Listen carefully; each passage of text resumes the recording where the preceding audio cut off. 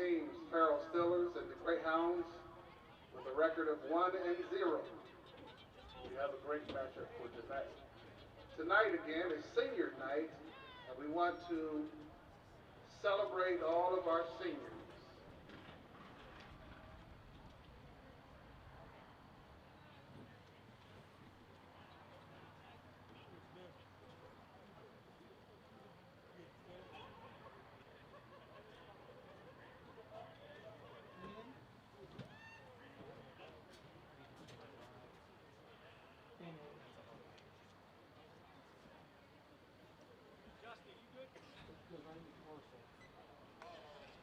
Oh, you can do whatever you want to do. If you want to, you can throw whatever you want to do. If you want to throw it, go ahead. Okay, thanks, man.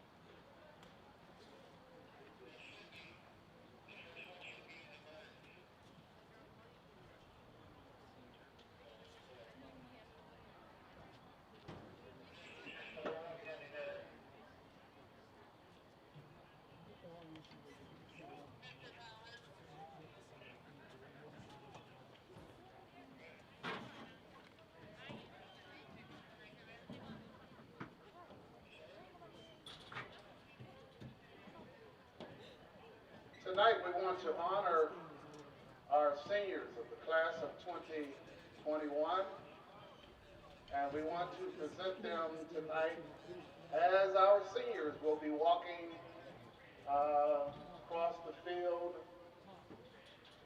tonight with their parents. Tonight we want to first of all honor Michaela Burns and Michaela Burns, Micaiah, who will be escorted by Talonda Burns and Dwayne Burns.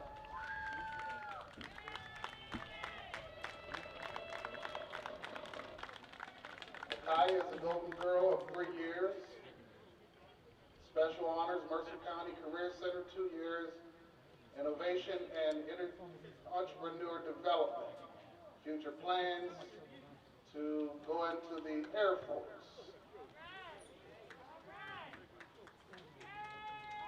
Kaya is a scholar athlete, student council 4 years, student council secretary 2 years. Plans to graduate from high school and after that attend the U.S. Air Force to work in nursing, the nursing field. Kathleen Dean. Kathleen Dean is escorted by Kelly and Aaron Dean. 3 years in the athletic department, Special Honors, 3 years Golden Girl member, 2 years Golden Girl captain, 3 years National Honor Society member, 3 years class treasurer, academic student at BC3, 2 years high school band member.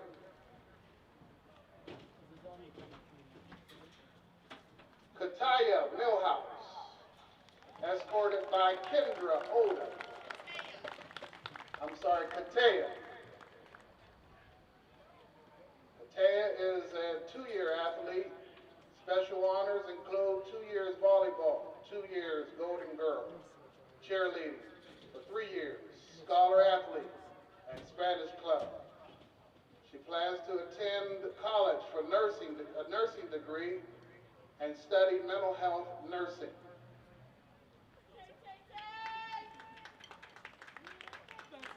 Samaya Moore, escorted by Yvonne, her mother Yvonne.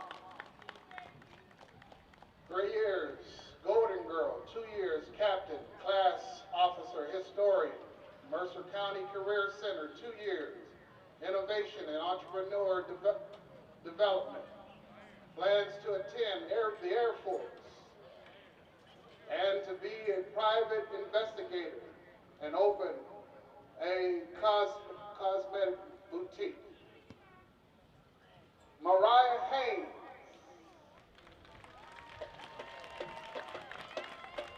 Mariah is escorted by Naomi Brown, her mother, and Michael Haynes, her brother.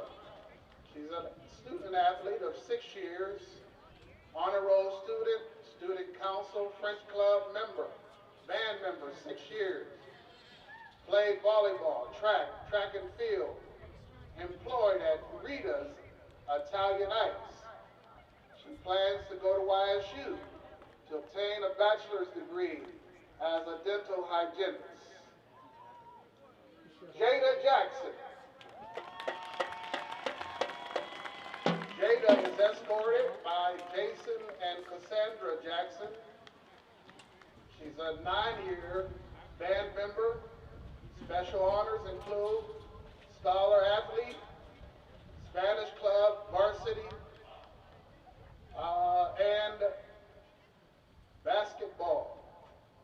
Plans to attend the USFAF, and after continuing in military for becoming a military police. LaShawn Williams.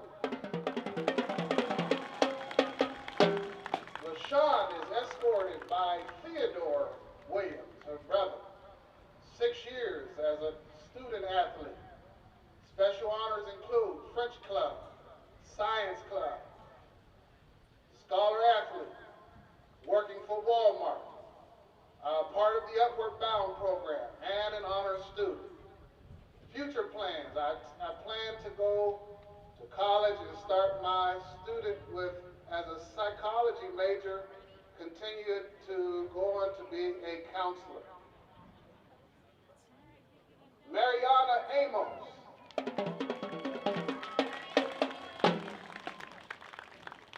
She's escorted by Melvin Amos, her father, and Danielle Dallas. 6 years as a student athlete, cheerleading. Special honors include 2 years varsity captain, high school honor roll, 3 years, all years of schooling, National Honor Society member, Spanish club member, scholar athlete, dual enrollment student. After attending high school, plans to attend the HBCU in Atlanta, majoring in nursing, minoring in business. Plans to receive her master's degree in business and also a doctorate degree. Tony Austin. Tony Austin is escorted by Angela McKnight and Trevor Austin. Tony is a 4-year athlete. Special honors include 4 years volleyball, 2 years of Spanish club, DC3 dual enrollment. Plans to attend Westminster College, studying accounting, then pursuing a veterinarian career. Kamaria Brown. Kamaria is escorted by Ronaldo Brown, her mother, and Randy Jones. 7th and 8th grade cheerleader, JV, 4 years, varsity, high school honors, include honor roll throughout her high school year, attending National Honor Society for 1 year, 4 years, French club, worked for J.C. Penney, and scholar athlete for years. Plans to go into college to major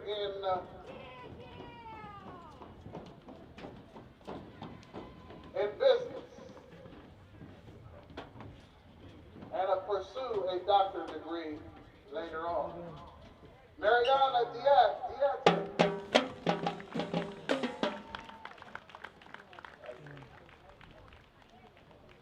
Escorted by Amanda Diaz and also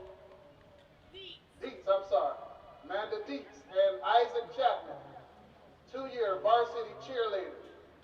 Special honors include National Honor Society, French Club member, honor roll student, employed at Burger King, and a scholar athlete.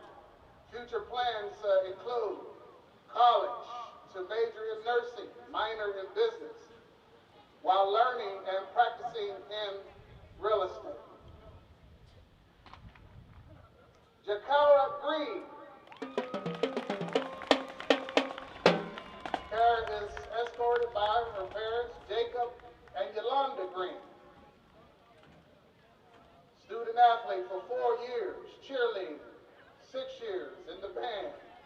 Special honors include 2 years in the National Honor Society, 4 years, student council, 2 years, secretary, currently honor roll student, 3 years in Spanish club, an employee at J.C. Penney's, member of the FBLA. Plans to attend 4-year university, majoring in accounting, then going on for a master's degree, becoming a CPA, to one of our area accounting firms. Cameron Farrell.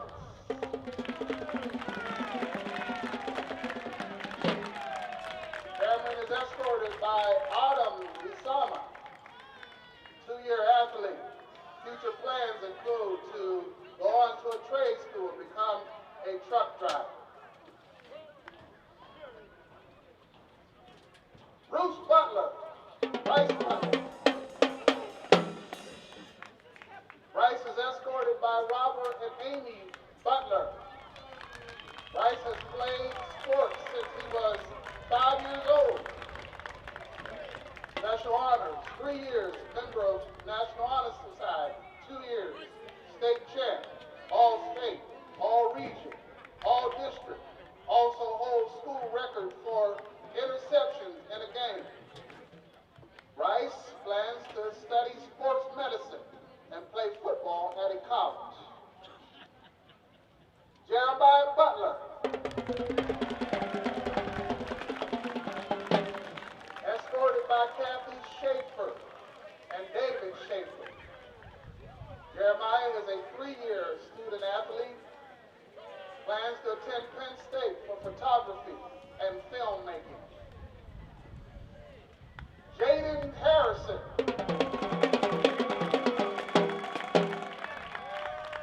Jaden is escorted tonight by his mother Joyce and father Troy Harrison. Jaden is a 4-year student athlete. Special honors include Big 22 contender and first all conference. Jaden plans to attend college at Pittsburgh Technical College, majoring in computer software. Christian Hartley. Christian is escorted by Whitney Hartley and sister Chris Blue. Christian is a 4-year Farrell football athlete, 4 years basketball. Special honors include Christian as a scholar athlete and enjoys learning new things in science class. Christian plans to attend a college, obtain his education in a trade, construction, aspiring to own his own company. Amarian Odom.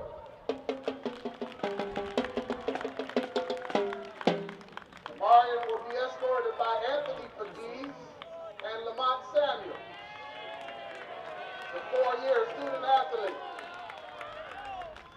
Special honors include 2 years state champ with the football team.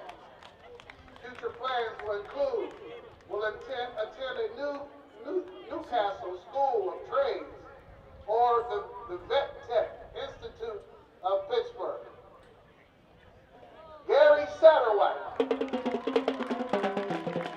Gary Satterwhite III is escorted by Amber Satterwhite and Gary Satterwhite. Gary is a 4-year student athlete. Special honors in the National Honor Society, class president, Penn State Talent Search, 2-year All-State, 2-year All-Conference, 2-year Big 22 contender. Gary plans to go to college, which his major is undecided. Trayvon Strickland.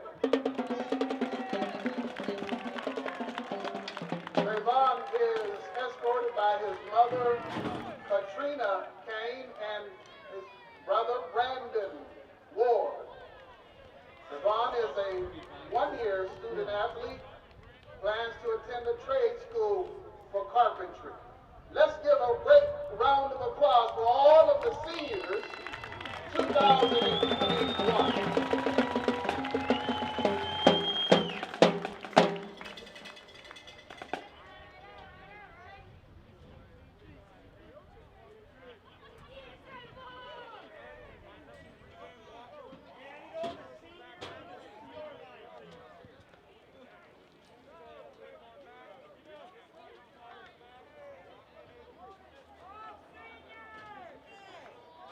This will conclude the senior recognition tonight. Once again, let's give a great round of applause for the seniors of the class of 2021.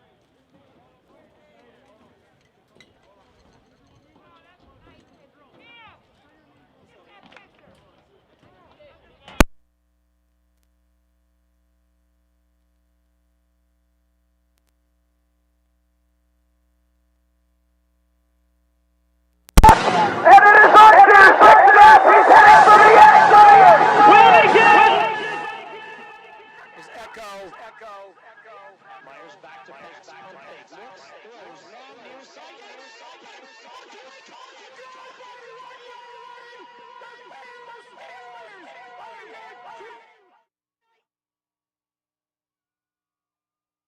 Separates the men from the boys, and it's happening right now. Tonight on News Talk 790. A battle of two heavyweights.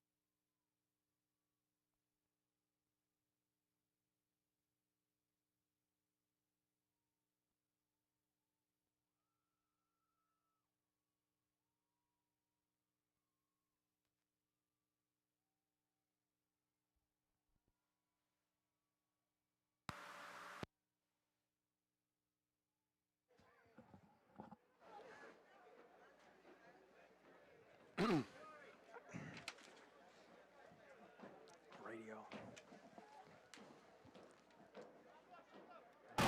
Benzino's Driving School. M&R Power Equipment on Route 18 in Hermitage. Grove City Area Federal Credit Union. Attorney Bill Motor. Mercer County State Bank. He's going to put it back on. Well, I've got to unplug it. Respecting people. You have to make sure we're off on that end. Penn, Ohio Roofing. Gilbert's Risk Solutions. Herman's Water. And McNichol and Bonner, LLP of Grove City. Make sure you thank this group of local businesses supporting these broadcasts. Details or listen online, go to 790WPIC.com. Now, let's go to the field for our Countdown to Kickoff show with our game announcers, Mark Slazak and Bob. And good evening, fans, and welcome to Countdown to Kickoff here on News Talk 790 WPIC, 790WPIC.com, and on your smartphone with the WPIC app, available on iHeart or TuneIn. How you doing? Mark Slazak with Bob Greenberg. We are live from Falcone Field at Palica Stadium, Farrell, Pennsylvania. We've got a Region 2 matchup between Farrell and Wilmington. The Farrell Steelers are coached by Amp Pegues in year 2. They come in at 1-0 with a 41-0 win over Sharpsville last week. Wilmington, led by Brandon Fillion, In year 3, they come in at 1-0. They beat Greenville last week 48-0. Time now to welcome in partner Bob Greenberg. How you doing, Bob? How you doing, Mark Slazak? How you doing, football fans, here on this fantastic Friday night as we have a heavyweight showdown in store for you here on 790 WPIC, also online, all of our apps, and also through the live streaming app here on the Farrell YouTube page as the Farrell Steelers and the Wilmington Greyhounds, two powerhouses, two teams that have made it to Hershey multiple times in the last couple years. Farrell's won 2 state championships, and now they're in the same league, same classification, and what could be the first of 3 amazing games. As YMW and All Lee Frazier won, we have Farrell and Wilmington tonight. It's a beautiful night for football. We expect to see a fantastic game. All right, when we come back, we'll start to break it down. The Farrell Steelers, the Wilmington Greyhounds, right here, live tonight on News Talk 790 WPIC.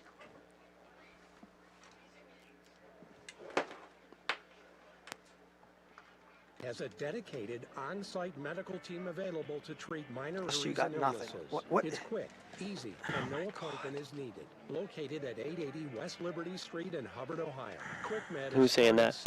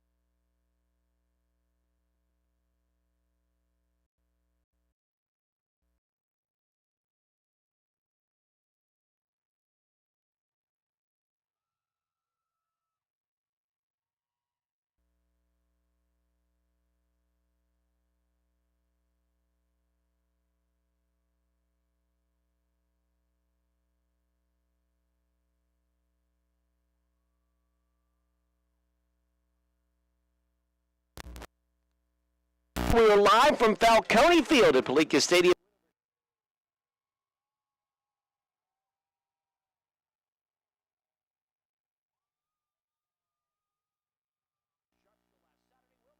Last Saturday as well, they beat Greenville 48-0. They're under the direction of third-year coach Brandon Fillion, also at 1-0. Time to bring in broadcast partner Bob Greenberg. How you doing, Bob? I'm doing fantastic, Mark Slazak, as we have a heavyweight showdown, to say the least, between the Farrell Steelers, the 2-time defending state champions, taking on the Wilmington Greyhounds, who made it to the state title.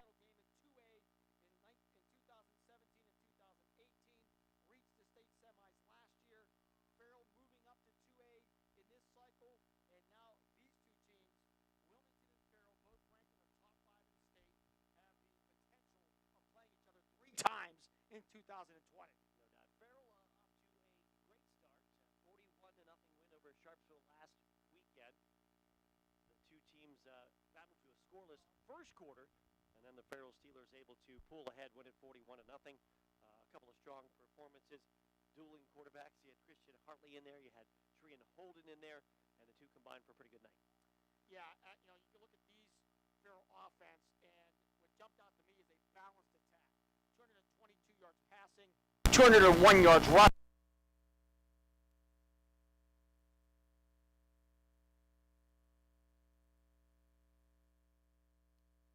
He needs 34 yards tonight to reach 2,000 for his career. He's only a junior. and he would be only one of 10 Farrell backs ever to reach that mark. But we saw quickly, Mark, that Farrell was more than just Stallworth and even Christian Hartley. A lot of weapons on that offensive side last week. Yeah, Kylon Wilson is a guy who kind of put his mark on things. A couple of touchdowns, some big plays. He's not big in stature, but he is extremely quick. Also made kind of a spectacular run on a jet sweep pass that he was able to squeeze into the end zone for a touchdown. We've seen him. There's going to be some new stars going to jump out. Anthony Jackson still consistent on that defensive side as well. So it's an offensive game. So Farrell has still a lot of good players coming through this system. And ultimately, of all those stars, the success of tonight's game for either team most likely is going to come down to the play up front. And this is a battle of heavyweights. Literally, this is two of the biggest offensive lines you're going to see anywhere. On the Farrell side, led by All-Stater Gary Satterwhite, the senior, 6'2", 287 pounds. You have Jermaine Holden at 296, Cameron Burris at 310, Preston Williams at 380. And the big news of the night, though, Anthony Jackson, the promising 6'5", 284-pound sophomore, is out.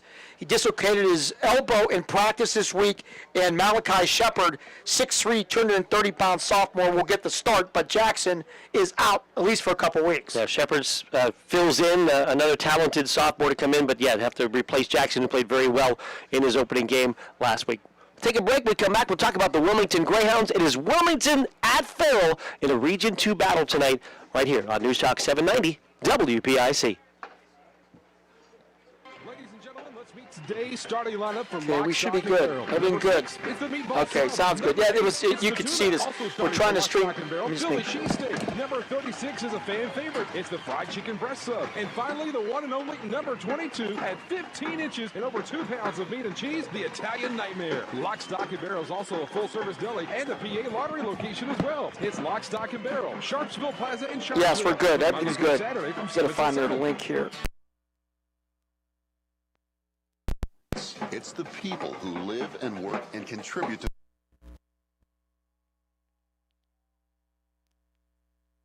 who are this community's future. Attorney Bill Motor would like to say good luck, good health, and best wishes to all the players, coaches, band members, and cheerleaders in today's game and throughout the season.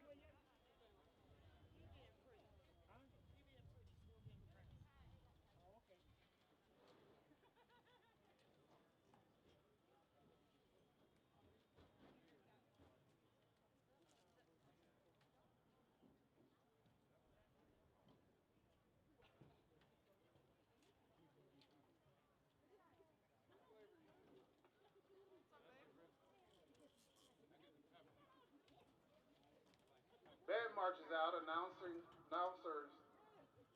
while the band.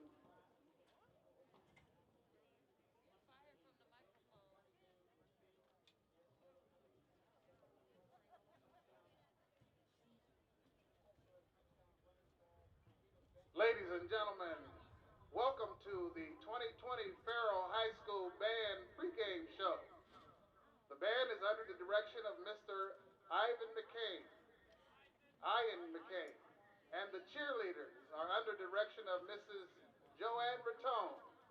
Band plays America.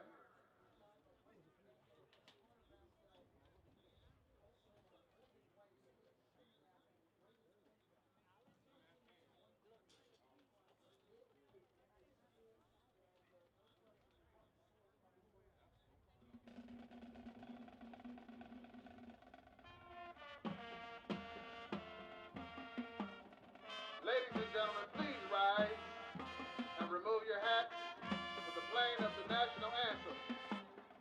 And please remain standing for the Farrell High School alma mater.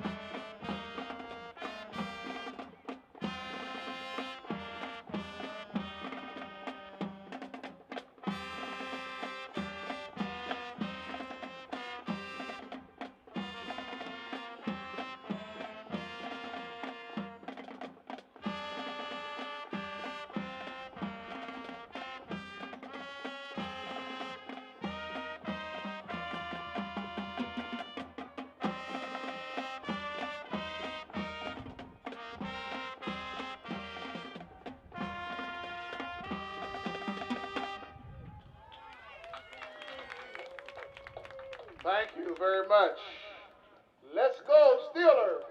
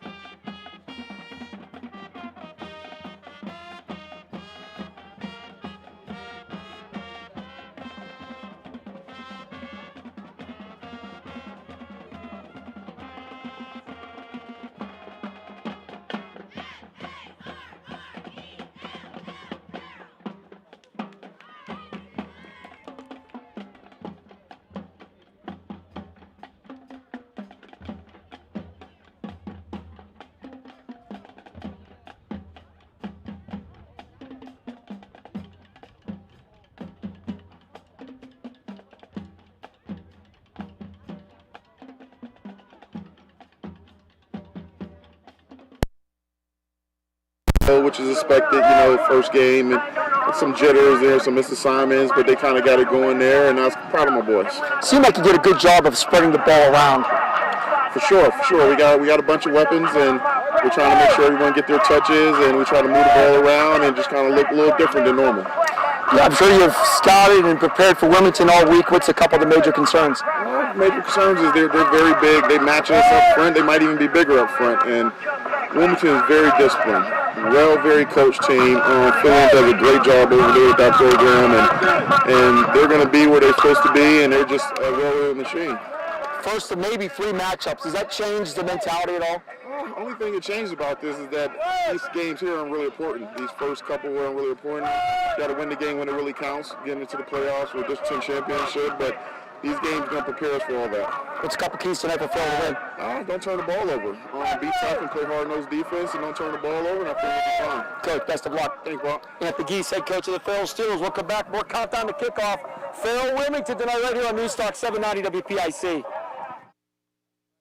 Solutions is an independent insurance agency located in downtown Sharon, offering home, auto, life, health, and business insurance. Proudly serving the Western Pennsylvania and Eastern Ohio regions. Gilbert's offers free consultations and reviews of your home, health, and business policies at any time. Find us online at gilbertsrisksolutions.com or follow them on Facebook. Gilbert's Risk Solutions, service beyond insurance since 1854. Ladies and gentlemen, let's meet today's starting lineup for Lock, Stock, and Barrel. Number 6, it's the Meatball Sub. Number 8, it's the Tuna. Also starting for Lock, Stock, and Barrel, Philly Cheesesteak. Number 36 is a fan favorite. It's the Fried Chicken Breast Sub. And finally, the one and only number 22 at 15 inches and over 2 pounds of meat and cheese, the Italian Nightmare. Lock, Stock, and Barrel is also a full-service deli and a PA lottery location as well. It's Lock, Stock, and Barrel, Sharpsville Plaza in Sharpsville. Open Monday through Saturday from 7 till 7. Have you scheduled an appointment yet? The QuickMed Walk-In Clinic is now open, Monday through Friday from 8 a.m. to 5 p.m. and Saturdays from 8 to 1. QuickMed has a dedicated on-site medical team available to treat minor injuries and illnesses. It's quick, easy, and no appointment is needed. Located at 880 West Liberty Street in Hubbard, Ohio. QuickMed is part of Steward Medical Group and Sharon Regional Medical Center. Learn more at SharonRegionalMedical.org. 3, 2, 1. Perusing the pharmaceutical aisle, doing the best I can without my bifocals to read these labels that say things like benzalkonium chloride or a diphosphate something or other. What does that do exactly? Well, you're certainly not going to get answers in a grocery store, are you? The Medicine Shop Pharmacy in Hermitage has the answers you're looking for. So bring your prescriptions and your questions to the Medicine Shop Pharmacy, East State Street in Hermitage. Countdown to Kickoff is brought to you by Taylor Kia, Chevy, and Toyota of Hermitage. Get the ultimate shopping experience and hassle-free credit approval. It's time for Taylor. Online at drivetaylor.com. Welcome back. Countdown to kickoff. Wilmington, Farrell tonight. Big region showdown, and we're being joined by head coach Brendan Filling of the Wilmington Greyhounds. And Coach, last week it was the excitement of the return to football. Tonight, the excitement of playing a big-time opponent. Just a couple of your thoughts. Well, this is a Farrell program that we just have tremendous respect for. As you know, 2 years ago in 2018, making the trip down to Varsity to support this program. And really, I know Coach Pregame and I both knew this is a game where iron sharpens iron. Just, in years past, we knew we were both going to make each other better. The different twist this year is now with Farrell being forced up into 2A, a little bit more on the line than there have been the previous 2 times. The old saying goes, great moments, or great memories are born out of great moments, and you have an opportunity to create some great moments tonight. Well, there's no doubt, Bob. I know, watching your Twitter and stuff, you liken this to an Ollie Frazier type of a matchup, and I think that's very, very indicative of what we're going to see here tonight. I think you've got 2 solid football teams, 2 teams with great kids and great players, and I think you're going to see a competitive football game here this evening. I know you don't want to look back too far, but last year's second week 40-0 win against Farrell had to be one of the most complete victories that this program has had. Well, there's no doubt. I think that, beating Farrell, 40-0 was really a program win. But you know something, I've got to be honest with you, and when the coaching staff and myself reviewed that film, the score was 40-0, but truth be told, the game itself was not a 40-0 ball game. We got some breaks that night, some things went our way, the ball sort of bounced our way, so to speak. It was a great win for us, but, we turned the page and we're moved on from that. We expect a much closer game this time. What's your evaluation from your Week 1 win against Greenville? Well, I thought we did some things very well against Greenville. Particularly, I thought our offensive line play was very good. I was really pleased with what I saw from the guys up front. I thought we needed to clean up the penalties a little bit, and some of that's a little bit of sloppiness from the first time in camp this year. Practices. We're a little bit sloppy in the penalty department, so that's something that we've been preaching all week, and we're going to hope to improve here tonight. A couple concerns about Phil tonight. Well, I think Farrell, number one, Anthony Stallworth, what a wonderful player he is, very talented. He's a complete back. Reach around the corner, but yet he's got the physicality to lower the shoulder and break the tackles. He's so very good. The offensive line for Farrell's they're just big and they're physical. They're a very talented group up front. And then also, in the passing game, they're very adequate completing the deep ball and at the same time the short, quick screen. So if you want to play off the stuff the deep ball, they can beat you with the screen game. If you want to get up tight to take away the screen game, they can certainly throw it deep on you. So this is an offense that's going to be very challenging to slow down this evening. A couple keys for Wilmington to win. Well, I think on the defensive side of the ball, it's just a matter of limiting their big plays. They can hit a big play at any time. We've got to limit those. I would say offensively, controlling the line of scrimmage, and overall just limiting the mistakes, winning the turnover battle, and reducing the number of penalties we had from a week ago. Coach, great to see you. Best of luck. Bob and Mark, always a pleasure to have you guys on our games and have News Talk 790 here tonight. And especially, I know so many folks, from our community with the fan restrictions. I know you guys will have a big audience tonight, so have a great call. And again, thanks so much for being here. All right, Coach Brendan Filling, head coach of the Wilmington Greyhounds, will come back. That Ohio Roofing and Siding starting lineups and the kickoff. Wilmington failed tonight right here on News Talk 790 WPIC. Okay, class, today we're discussing what does a roof mean to you? It means that I don't get rain on when I'm inside. It means I can play my music loud and the neighbors can't hear it. It allows my family to safely shelter in place. It means that we can be protected from outside germs.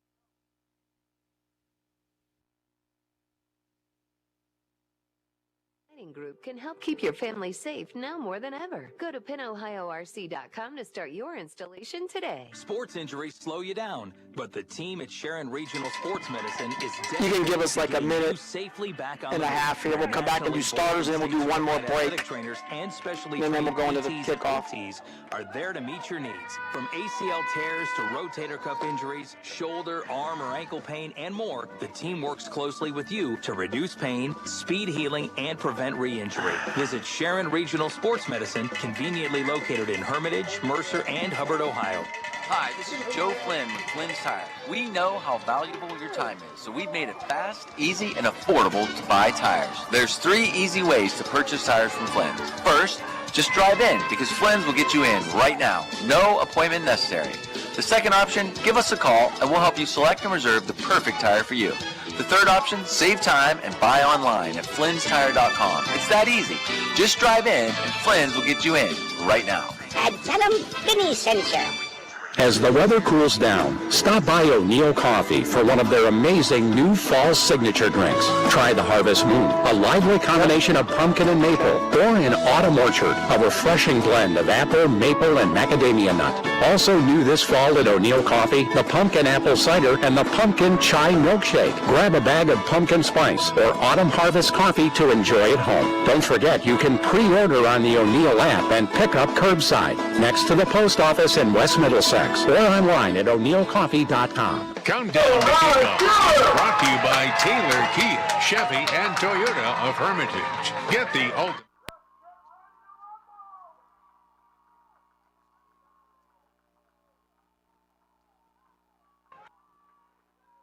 Mark Slazak, Bob Greenberg back with you at Farrell's Palica Stadium, Falcone Field. It's Farrell and Wilmington in the battle tonight.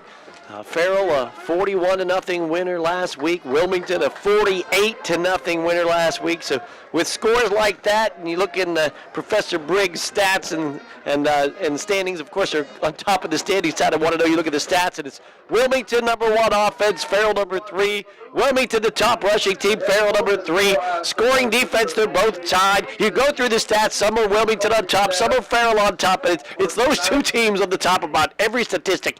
Maybe the only exception, Wilmington's 8th in passing because they just ran like crazy last week and only completed 2 passes. But everything else, both of these teams, offense, defense on top of every stat that Professor Briggs threw at us. And we come into the stadium as you would expect, and you know, if you're wondering, there are a few Farrell fans here. Farrell has abiding by the 250 spectator max. So Wilmington, none of their fans are inside the stadium, even though there are a few that find their way outside Palica Stadium, Falcone Field. So I saw them when I was on the field earlier, but not many.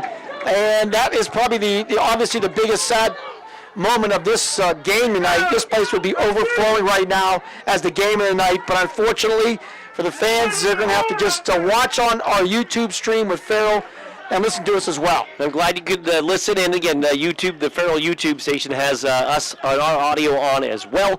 Wilmington, the visitors, white tops, blue pants, blue numbers, the blue helmet with the yellow. The Farrell Steelers wearing a black uniform head to toe, some blue on the shoulders. They've got a yellow helmet this year.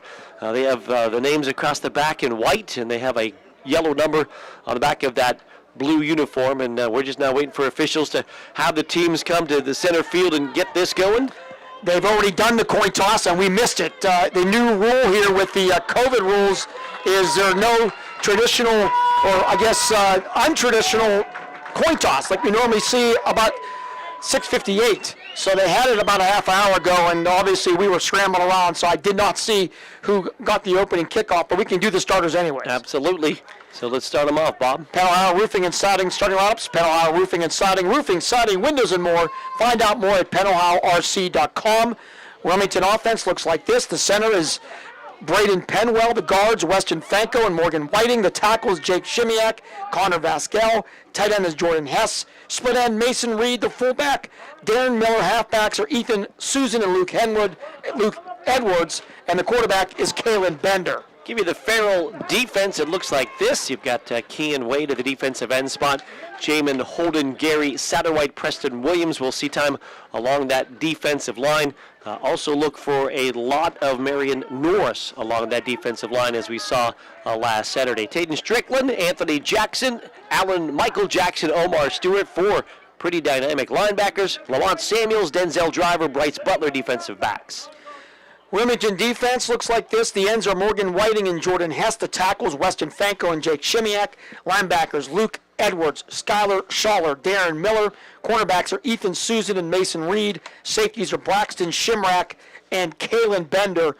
Wilmington will start 9 seniors on defense and 9 seniors on offense. Farrell Steelers offense, Christian Hartley, the quarterback. Look for some Trian Holden as well as they split some time last weekend. Anthony Stallworth, the running back spot. The wide receivers, Bryce Butler, Kylon Wilson, Omar Stewart, Shaheed Keller. Offensive line, Jamin Holden, Cameron Burris, Gary Satterwhite, Preston Williams, and Malachi Shepard filling in for the injured Anthony Jackson. We'll take a timeout. Back with a kickoff. When we return, it is Farrell and Wilmington right here on News Talk 790 WPIC. is an independent insurance agency located in downtown Sharon, offering home, 1 minute, auto, Aaron, life, and health, kickoff. and business insurance. Proudly serving the Western Pennsylvania and Eastern Ohio regions. Gilbert's offers free consultations and reviews of your home, health, and business policies at any time. Find us online at gilbertsrisksolutions.com or follow them on Facebook. Gilbert's Risk Solutions. Service beyond insurance since 1854. For a student athlete, a sports injury. Bring it back after this. The orthopedic and sports medicine team at Sharon Regional Medical Center is ready to help athletes get off the sidelines and back into action. Our medical and rehab team features board-certified orthopedic surgeons Dr. James Boniface and Dr. Stephen Hand. In addition, our nationally board and state-certified athletic trainers are on the sidelines, and specially trained PTs and OTs are here to meet your needs. Visit the Orthopedic and Sports Medicine Centers with convenient locations in Hermitage, Mercer, and Hubbard, Ohio. From the Legacy Financial Strategy Studios, online at leavealegacy.com. News Talk 790 WPIC, Sharon, Hermitage, a Cumulus station. The first quarter is being brought to you by Sharon Regional Sports Medicine, the area's most comprehensive provider of sports medicine and sports rehab services. Mark Slazak, Bob Greenberg, back with you from Farrell's, Lou Falcone Field, Palikas Stadium. And the Wilmington Greyhounds won the toss and have elected to defer, so Farrell will take the football and move left to right to start this football game. Farrell in the black uniforms, yellow numbers, yellow helmets. Wilmington in the white tops, blue numbers, blue pants, blue helmet. And Farrell last year got shut out 40-0, and I did some research earlier today, along with some help from Ryan Briggs. In the past 60 years, Farrell had only been shut out by a 40-point or more margin 6 times in 60 years. Wow. That's how rare last year's 40-0 shutout was. Farrell has thought about it a lot, and their chance to maybe avenge that some, but Wilmington will definitely have something to say about that. Ethan Winters set to kick it off. Farrell returners, Butler and Wilson looking into the sun. It's a short pooch kick. It's going to be taken by Farrell, and it's at the 30-yard line, sweeping Keller 35, 40, 45, and run out of bounds. So it says Keller fields the short pooch kickoff and gives Farrell great field position as he gets just beyond the 45. And we should mention the head official tonight is Joe Lombardi, who is about as good as it gets here in Mercer County. This crew, some of this crew refereed a state championship game a couple years ago, so they got a great big-time playoff crew here on this game. So the Steelers moving left to right. Keller will split out wide to the right. Also Butler and Wilson and Stewart the wideouts. Hartley will start at quarterback with Stallworth on his right hip. Satterwhite, the center, will snap into the shotgun. And Hartley fake handoff. He's back to pass. He's looking long, deep over the middle. Wilson is out there, leaps and can't pull it into the 20-yard line. A flag comes in at the end of the play. Boy, I tell you what, Hartley got that pass off just in the nick of time because Weston Fanco came in and laid the lumber to Hartley. But as you said, a flag down the field where Wilson was. You know, I tell you, if they don't grab him, he's going to catch and score a touchdown. It's going to be a penalty. Will go against the Wilmington Greyhounds. And I think it'll be pass interference against Wilmington. Yeah, he was breaking free, was Kyle Hunt Wilson. And move it 15 yards for a first down. That offensive line again for Farrell, Jamin Holden, Cameron Burris, Gary Satterwhite, Preston Williams, and Malachi Shepard. 3 receivers left, 1 to the right for Farrell. They have it at the Wilmington 39-yard line now on the 15-yard interference call. Hartley is in the shotgun with Stallworth on his right hip. 3 receivers left, 1 to the right, handoff Stallworth up the middle, couple of yards, and then knocked down, maybe a yard overall. And that was Fanco again. Last year in this game, Farrell, it was a lot of talk about the line play, and Farrell tried to go head-to-head with that Wilmington line play, ran the ball a lot, did not have any success. And I think we saw a little bit on that first play that they may want to try to spread it out some, try to use their speed and make Wilmington defend the entire field. Stewart wide left, Keller to the right side. Slot to the right is Butler, slot to the left is Wilson. What will be 2nd down and 9. Farrell moving left to right from the 39-yard line of Wilmington. Hartley in the shotgun, Stallworth on his hip, fake to Stallworth, back to pass, Hartley deep over the middle, going for Wilson, he's running and he can't hold on. Boy, he was right at the goal line. He went through his hands. The pass was there. He just couldn't squeeze it. Yeah, my goodness. He made our play of the week last week down at Sharpsville, a one-handed fingertip catch. The ball, though, this time, a little bit over his shoulder. Would have been a very difficult catch, but it definitely did go through his hands. His reaction shows it. He thought he could have pulled it in from that slot. Says something to Hartley, probably something like, hey, come to me again, I'll get it. It's the second time they've gone long to Wilson. 3rd down and 9 from the 38-yard line for Farrell. Their opening possession. Hartley in his shotgun. 3 receivers left. Keller, the lone receiver, to the right side. Stallworth on the hip of Hartley.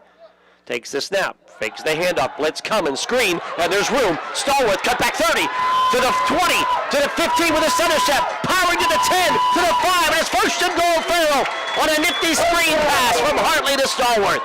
Only 35 yards from Hartley to Stallworth down to the 4-yard line. And boy, what a perfect play call. My goodness, Mark. Absolutely. The ends came in untouched into the backfield and just floating it out into open field for Stallworth. And now Farrell in the McCandless, Ford, Mercer, and Meadville red zone. 1st and goal from the 4-yard line. Hartley, the quarterback, in the shotgun. He'll hand to Stallworth. 2-1, and he's in for a touchdown. Farrell into the checkerboard end zone. They lead it 6-0. Farrell Steelers opening drive here go 54 yards in 1 minute and 28 seconds. And it's Anthony Stallworth from 5 yards out. Farrell leads 6-0. Right up the middle, Stallworth with the 5-yard run. Capping the opening drive, touchdown, the screen pass, setting it up.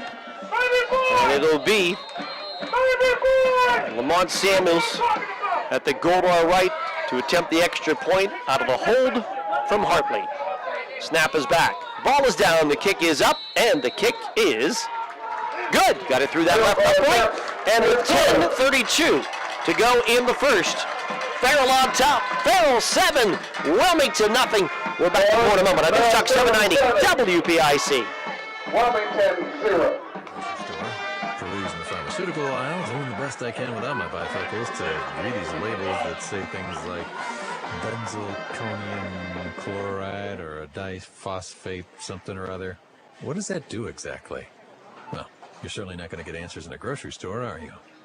The Medicine Shop Pharmacy in Hermitage has the answers you're looking for. So bring your prescriptions and your questions to the Medicine Shop Pharmacy, East State Street in Hermitage. Have you scheduled an appointment yet? The QuickMed Walk-In Clinic is now open, Monday through Friday from 8 a.m. to 5 p.m. and Saturdays from 8 to 1. QuickMed has a dedicated on-site medical team available to treat minor injuries and illnesses. It's quick, easy, and no appointment is needed. Located at 880 West Liberty Street in Hubbard, Ohio. QuickMed is part of Steward Medical Group and Sharon Regional Medical Center. Learn more at SharonRegionalMedical.org.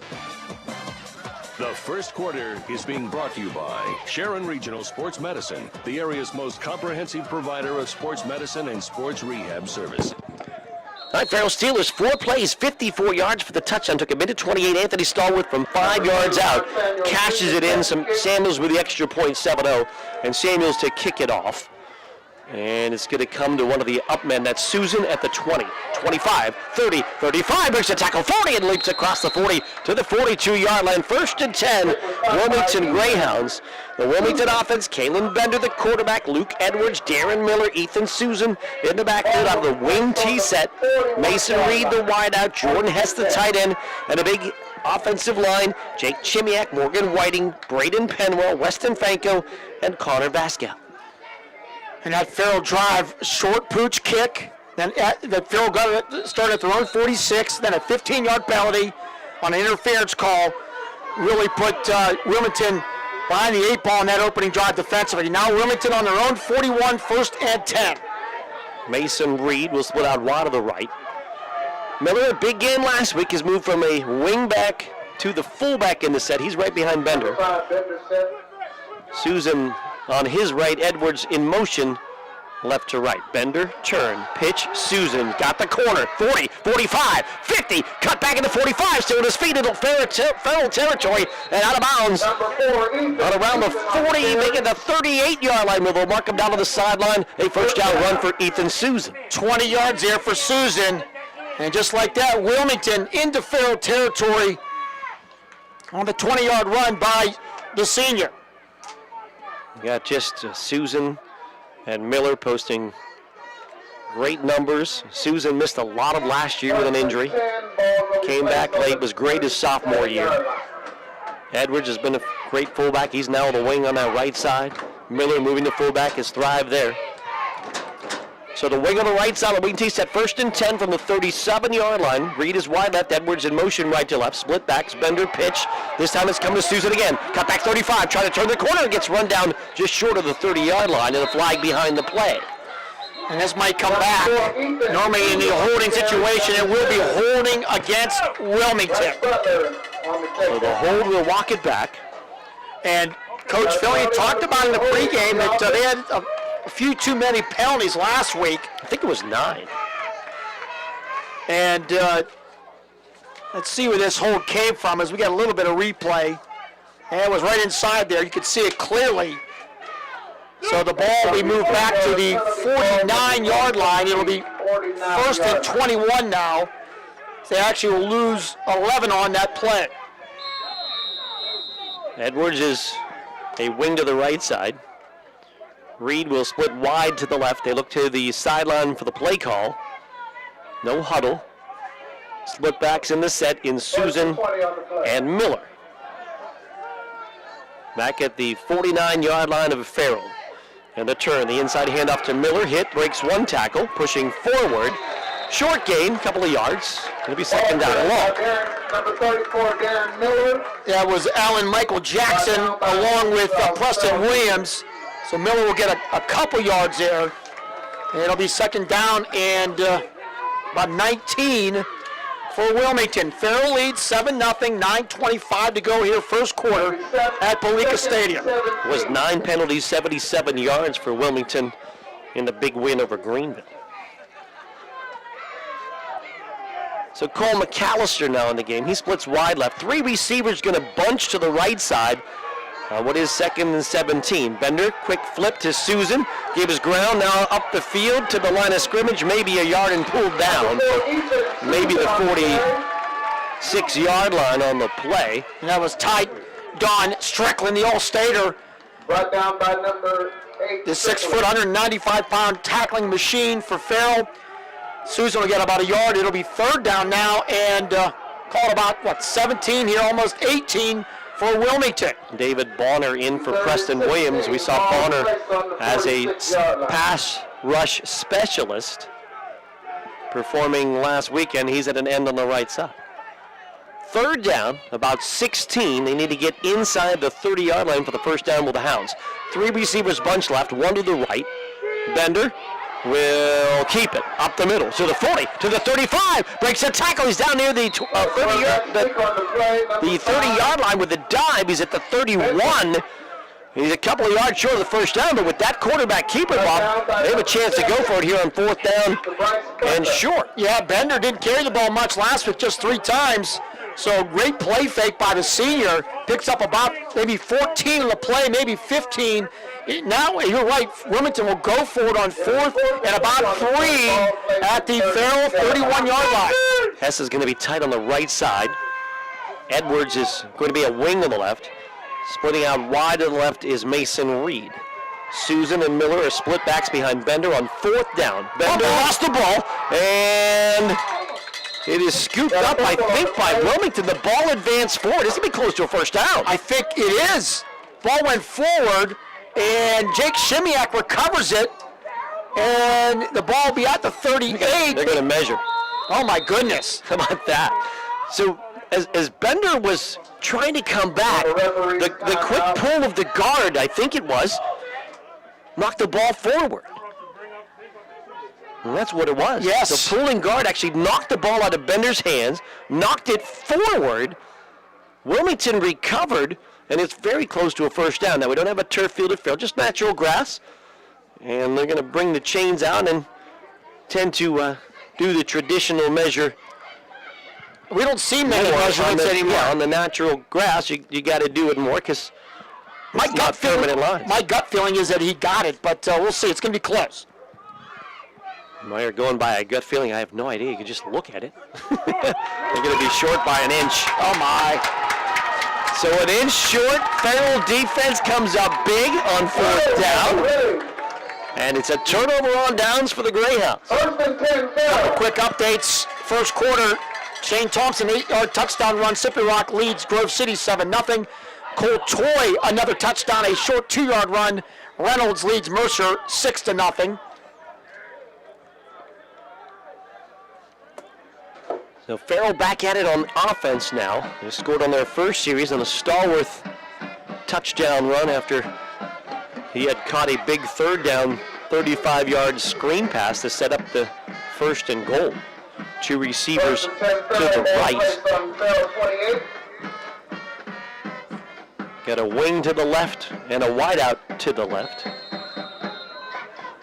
And the back in the set is Stallworth on the left hip of Hartley, and whistle and a flag. Procedure call against Farrell. And that'll be the first flag of the game against the Steelers. Flag on the play, false start. On So back it up a couple of yards, actually 5 yards on the play. 1st and 15, Farrell. Keller and Butler coming to the right, Stewart to the left. You got Strickland as a wing on the left, and a hand to Stallworth. Looking off left tackle, gets spun up and spun down for a very short gain. Number 3, Anthony. Maybe gets a yard out of it. That was Skylar Schaller, who was the first man to make contact. Yeah, maybe give him about a yard. No gain on the play.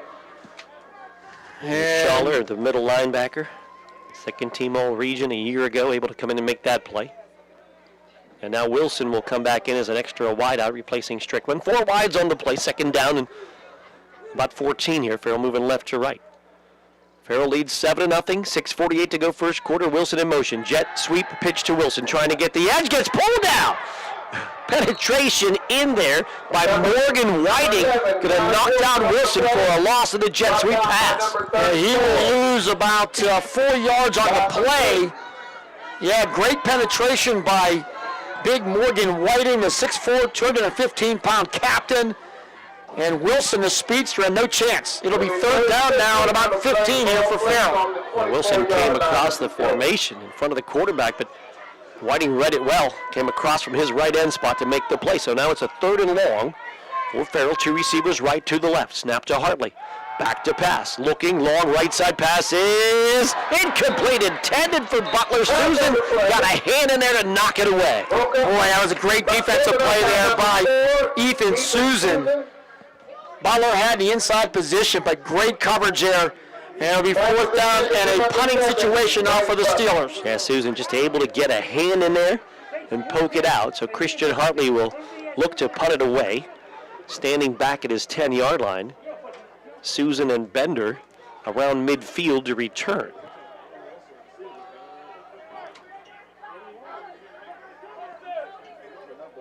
Here's the snap, and Hartley will right-foot it end over end. And it's Bender going to take it 50 straight ahead, 45, 40, and dives down to about the 42-yard line.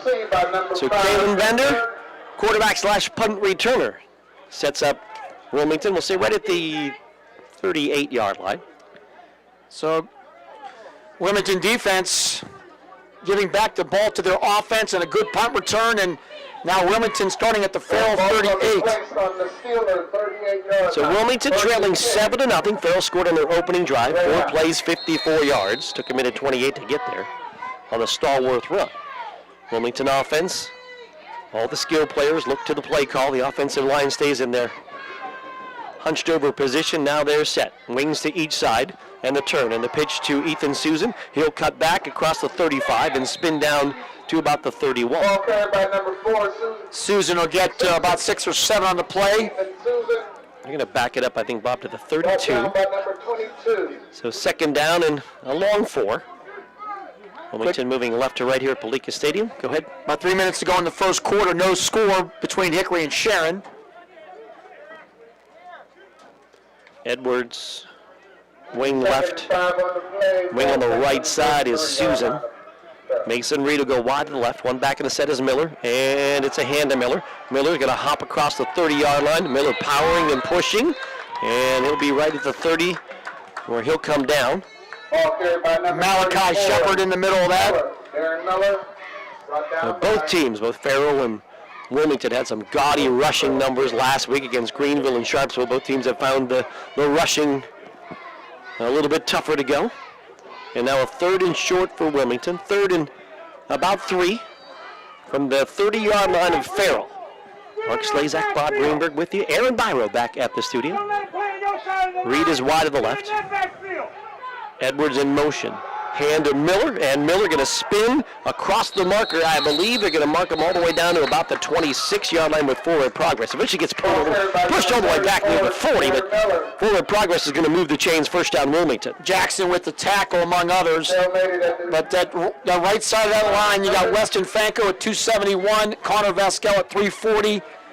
That is, feel pretty comfortable if you're coach calling running plays to that side of the offensive line. No doubt. That's a fantastic pair. Whiting is a wing on the right. Susan a wing on the right side. And to the left side goes Edwards on 1st and 10. And we got a lot of movement on the motion by Susan. And it's going to be offsides against Farrell. Susan came in motion behind the quarterback and then turned to go back outside on a hard count. And that jumped about 3 Farrell linemen on that play. So 5 yards via penalty for Wilmington. Second flag against Farrell here in this first quarter. It's 7-0 Farrell. Anthony Stallworth, 5-yard touchdown run. The only score of the game. We're down to 4 minutes to go in this first quarter, but Wilmington down to the Farrell 21-yard line. Wings to each side, and a handoff to Miller. And Miller with a small hole. He's going to get near the first down marker. It was 1st and 5. He maybe gets about 4 here. Strickland and Satterwhite combining for the tackle. Give him 3. We'll call it 2nd and 2. Preston Williams will come back in as he'll replace Jamin Holden 2nd and 2 on the play. in the middle of that defensive line. Wide left is Reed. Wings to each side. Wing T set behind Bender. Edwards in motion. And a hand to Miller, powering right up the middle, right near the first down marker. It was just a 2nd and 2, and he got right about 2. We'll see what they spotted.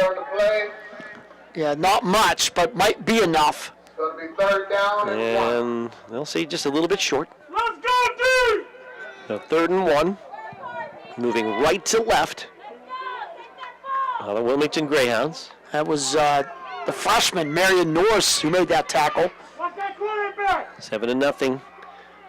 The lead, here's Bender on a keeper. Bender trying to find the 15-yard line. Looks like he's got it. That should be good on the keeper for a first down. And that'll put the Wilmington Greyhounds again in the McCandless Ford Mercer and Meadville red zone. Put it right at the 15-yard line, 1st and 10 from the 15. 7-0 Farrell leads, 2:40 to go, first quarter. First time tonight, the sun now is behind the trees. A beautiful night to start this game, and sun now no longer on any part of the field. Not in anybody's eyes any longer. Wide to the right goes Reed. Wing T set. 1st and 10 Wilmington. Bender, keeper. Right side, over right tackle. Will dive near the 10-yard line with this big move. That was Wade who came in to bring him down. Bender, 3 carries for a -5. Last weekend, 5 yards on the pickup for Bender. 2nd down and 5 from the 10-yard line. Caitlin Bender, 5'10", 180 pounds, a senior. Pretty good quarterback with disguising what he's doing with the ball. Yeah, he had a great junior season. Motion man Edwards, pitch to Edwards. Edwards picking his way through the middle to the 10, to the 5. He's pushing, and he's down to about the 2, maybe the 1-yard line. Yeah, a couple big linemen out in front of him that time, and it will be 1st and goal now on the run by Edwards, his first run of the game, down to about the 2. Ball's going to be placed at the 3-yard line. Moving right to left. The Greyhounds trying to get on the board. Trailing 7-0 in this heavyweight battle. Now a region battle. Both teams now in the same class. Bender under center and a whistle. This one dead. It's offsides against Farrell. So Farrell lines up again offside. Second offside in this series. This one just lining up offside. Last time they jumped. And that will be half the distance. So it was right about the 3, so mark that on your penalty chart as 1.5 yards, 1.5. Grove City answers, 17 plays, 72-yard drive. Anthony Nemeth scores 7-7. Grove City and Slippery Rock. And it's first and goal Wilmington from the Farrell 1.5. Miller, the fullback, behind Bender. Wings to each side. Bender with a keeper. He reaches over, reaches out, and he's in for the score. He just dove over the left guard with the ball outstretched, and Bender will break the play. A 1-yard touchdown for Wilmington, and it's 7-6 Farrell. So Kalen Bender had a couple big plays on this drive, and then eventually goes into the end zone as he dives over, got the ball across the plane, and with 49 seconds to go in this first quarter, it's Farrell 7, Wilmington 6. And on to attempt that extra point to our left will be Hartwell. Daniel Hartwell, the senior kicker, out of the hold of Bender. Trying to tie the game. Snap is back, ball is down, kick is high, and that kick is good. So with 49 seconds to go in this one, a 1-yard run by Kalen Bender, point after, ties it at 7. It is Farrell 7, Wilmington 7. Back with more in a moment on News Talk 790 WPIC. A sports injury can mean the bench. The orthopedic and sports medicine team at Sharon Regional Medical Center is ready to help athletes get off the sidelines and back into action. Our medical and rehab team features board-certified orthopedic surgeons Dr. James Boniface and Dr. Stephen Hand. In addition, our nationally board and state-certified athletic trainers are on the sidelines, and specially trained PTs and OTs are here to meet your needs. Visit the orthopedic and sports medicine centers with convenient locations in Hermitage, Mercer, and Hubbard, Ohio. So, I'm in a grocery store, perusing the pharmaceutical aisle, doing the best I can without my bifocals to read these labels that say things like benzylconium chloride or a diphosphate something or other. What does that do exactly? Well, you're certainly not going to get answers in a grocery store, are you? The Medicine Shop Pharmacy in Hermitage has the answers you're looking for. So bring your prescriptions and your questions to the Medicine Shop Pharmacy, East State Street in Hermitage. The first quarter is being brought to you by Sharon Regional Sports Medicine, the area's most comprehensive provider of sports medicine and sports rehab services.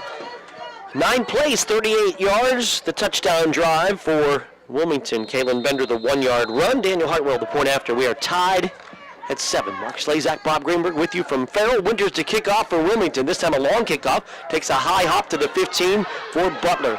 To the 25, to the 30, to the 40, to the 45. A flag behind the play, pushed into the Farrell bench. We'll see what our flag is back at the 30-yard line, but a nice return by Bryce Butler.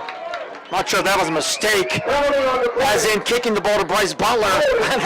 You're playing with fire there if you're Wilmington. How about they tried the pooch kick the first time, and Keller brought it back to right about midfield. This time they kick it deep. Butler brings it back to midfield, but we have a flag back at the 30-yard line. Probably, I'm guessing, holding. It looked like a block in the back. It is a illegal block in the back. At the 30-yard line is where the flag is, so they'll mark it from there. So even though, Bob, you kicked it deep and give up a big return, it worked out better with the penalty. So Farrell will should start at their own 20, first and 10. And going to be a 10-yard penalty. Sharon has scored. They have taken a 7-0 lead over Hickory. We got Grove City and Slippery Rock tied at 7. And right here, it's Wilmington and Farrell tied at 7. 2 receivers left, 2 to the right. And Hartley in the set. The stalwart beside him. Quick throw, right side. Stewart makes a catch, makes a man miss. At the 20, at the 30, sideline 40 and out of bounds. A first down and more for Omar Stewart and a quick throw from Hartley. 22 yards from Hartley to Stewart. And that'll be a first down for Farrell out to the 42. Got a really good running back. You got a guy approaching 2,000 yards, but getting that ball to the outside of the playmakers could be big in this game tonight. And Stewart won that one-on-one battle on the outside for a big first down. 2 receivers right, 2 to the left. Hartley has Stallworth on his right. Might be the last play of this quarter as the clock's down to 18. Here's a handoff to Stallworth. Stallworth into the inside, cuts it to the outside, across the 45 and dives to the 50-yard line. Gets about 8 on the first down run. And that's going to do it for quarter number 1. We played one. It's been a good one. It's Farrell 7, Wilmington 7. We're back with quarter 2 when we return on News Talk 790 WPIC. Stop by O'Neill Coffee for one of their amazing new fall signature drinks. Try the Harvest Moon, a lively combination of pumpkin and maple, or an Autumn Orchard, a refreshing blend of apple, maple, and macadamia nut. Also new this fall at O'Neill Coffee, the Pumpkin Apple Cider and the Pumpkin Chai Milkshake. Grab a bag of pumpkin spice or Autumn Harvest coffee to enjoy at home. Don't forget, you can pre-order on the O'Neill app and pick up curbside, next to the post office in West Middlesex, or online at o'neillcoffee.com. It's finally here, the season 2, Let the Prices Fall! Fast Freddy here, and it's time for Taylor to let the prices fall. Lease a new 2020 Sportage LX all-wheel drive and pay only $239 a month for 36 months with 0 due at signing.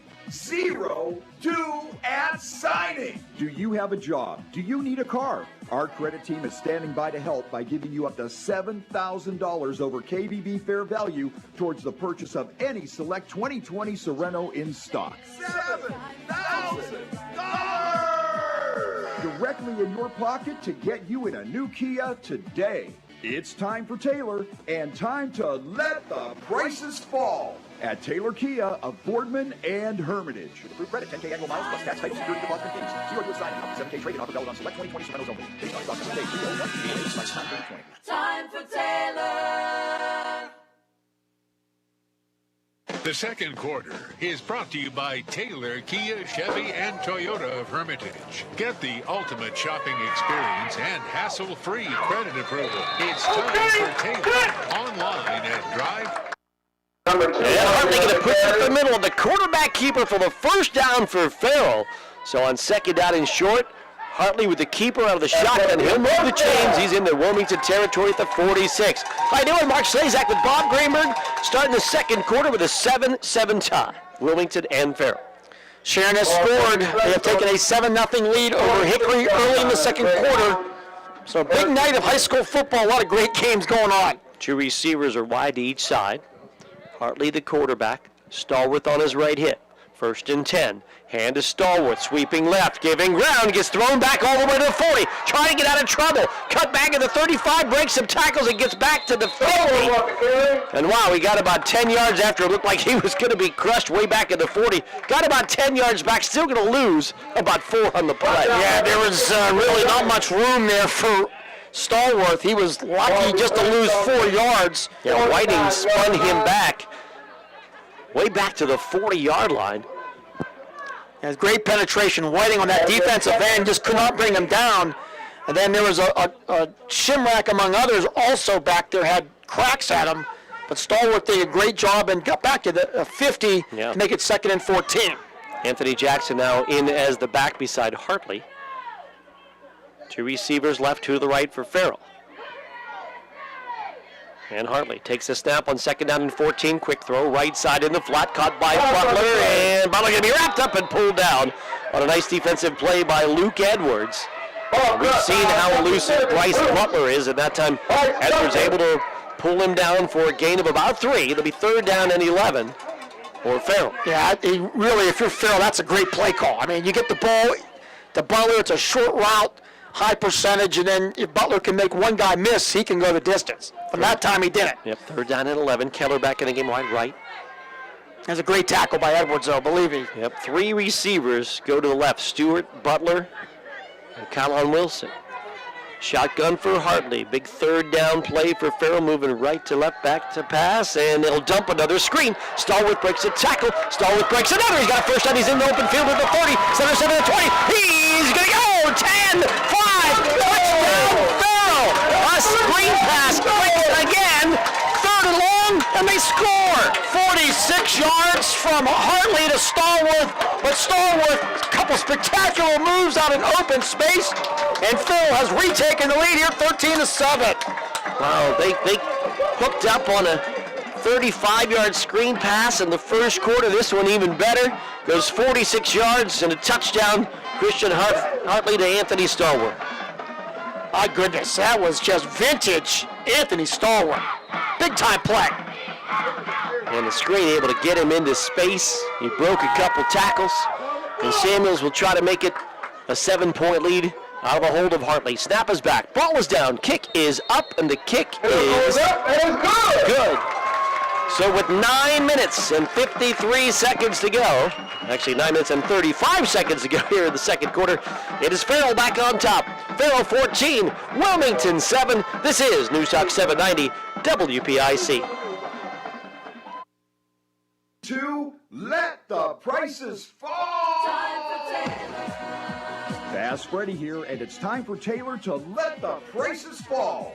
Lease a new 2020 Sportage LX all-wheel drive and pay only $239 a month for 36 months with zero due at signing. Zero due at signing. Do you have a job? Do you need a car? Our credit team is standing by to help by giving you up to $7,000 over KBB fair value towards the purchase of any select 2020 Sorento in stock. $7,000! Directly in your pocket to get you in a new Kia today. It's time for Taylor and time to let the prices fall at Taylor Kia of Boardman and Hermitage. Approved credit, 10K annual miles plus tax, title, security deposit, and fees. Zero US signing, 7K trade-in offer valid on select 2020 Sorentos only. Based on stock number page, Time for Taylor. The second quarter is brought to you by Taylor, Kia, Chevy, and Toyota of Hermitage. Get the ultimate shopping experience and hassle-free credit approval. It's time for Taylor. Online at drivetaylor.com. Mark Slazak, Bob Greenberg back with you at Falcone Field, Palica Stadium. 46 yards, Christian Hartley to Anthony Stallworth on the screen. Number 34. And then the point after by Lamont Samuels. And we're at 14-7. Farrell on top of Wilmington. Scott Ward to Hickory has scored on a Canone 24-yard catch. 25-yard extra point as well by Jones. 7-7 Hickory and Sharon. And it's 14-7 here, Wilmington and Farrell.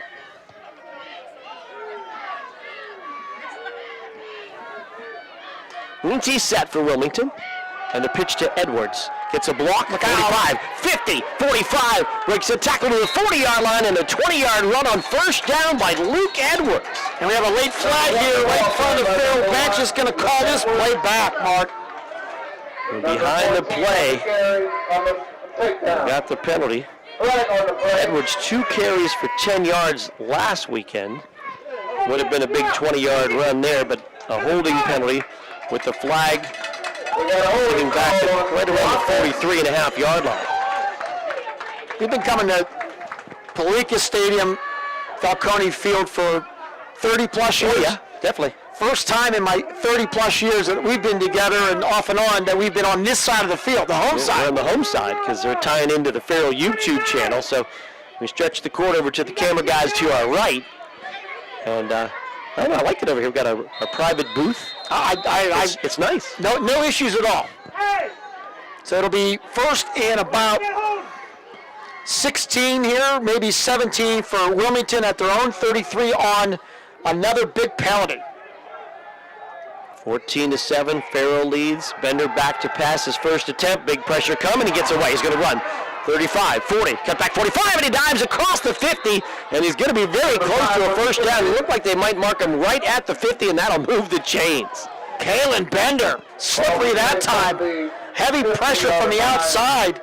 Well, there's no doubt. They had guys coming from both ends, getting into the backfield, and Bender able to fly up the middle and create a first down as he launched himself. He had Boatwright coming from one side. I think that was Bonner coming from the other side. So yeah, Boatwright had a clean look at him, and that forced Bender up into the pocket, and then he went and scrambled for 17 yards and a huge first down. Wing T set, moving left to right. Motion man is Susan, pitch to Susan. Susan trying to turn the corner and can't break the arm tackle of Bonner to pull him down. And Susan will get just a yard to the 49. David Bonner. So it'll be about a yard pickup. So right now going with Boatwright at the left end, Bonner at the right end, trying to get some speed on the edge, which has been something that Farrell has traditionally been able to do, is find those speed edge rushers to create havoc and make it difficult to get a corner. Always setting the edge. Here's another pitch to Susan, this time up the middle. Big hole. He's at the 40. He's at the 35. Outside of the 30 and run out of bounds on the far side. Big first down run by Ethan Susan. And that'll be a pickup of about 20 yards here for Susan. And the Wilmington Greyhounds moving again, trying to tie this game up. Hounds have had some success running the football. They've shot themselves in a couple of times in the foot with some penalties that have taken away some pretty good runs. That time a good trap inside left a big hole for Susan, who came off that right wing out of the wing T set. Susan on the right. Excuse me. Susan on the right. Edwards on the left, and we'll take a timeout. Farrell takes time. We'll take the time as well. 7:51 to go in the first half. A break here from Farrell, 14-7. Farrell on top. Back with more in a moment at News Talk 790 WPIC.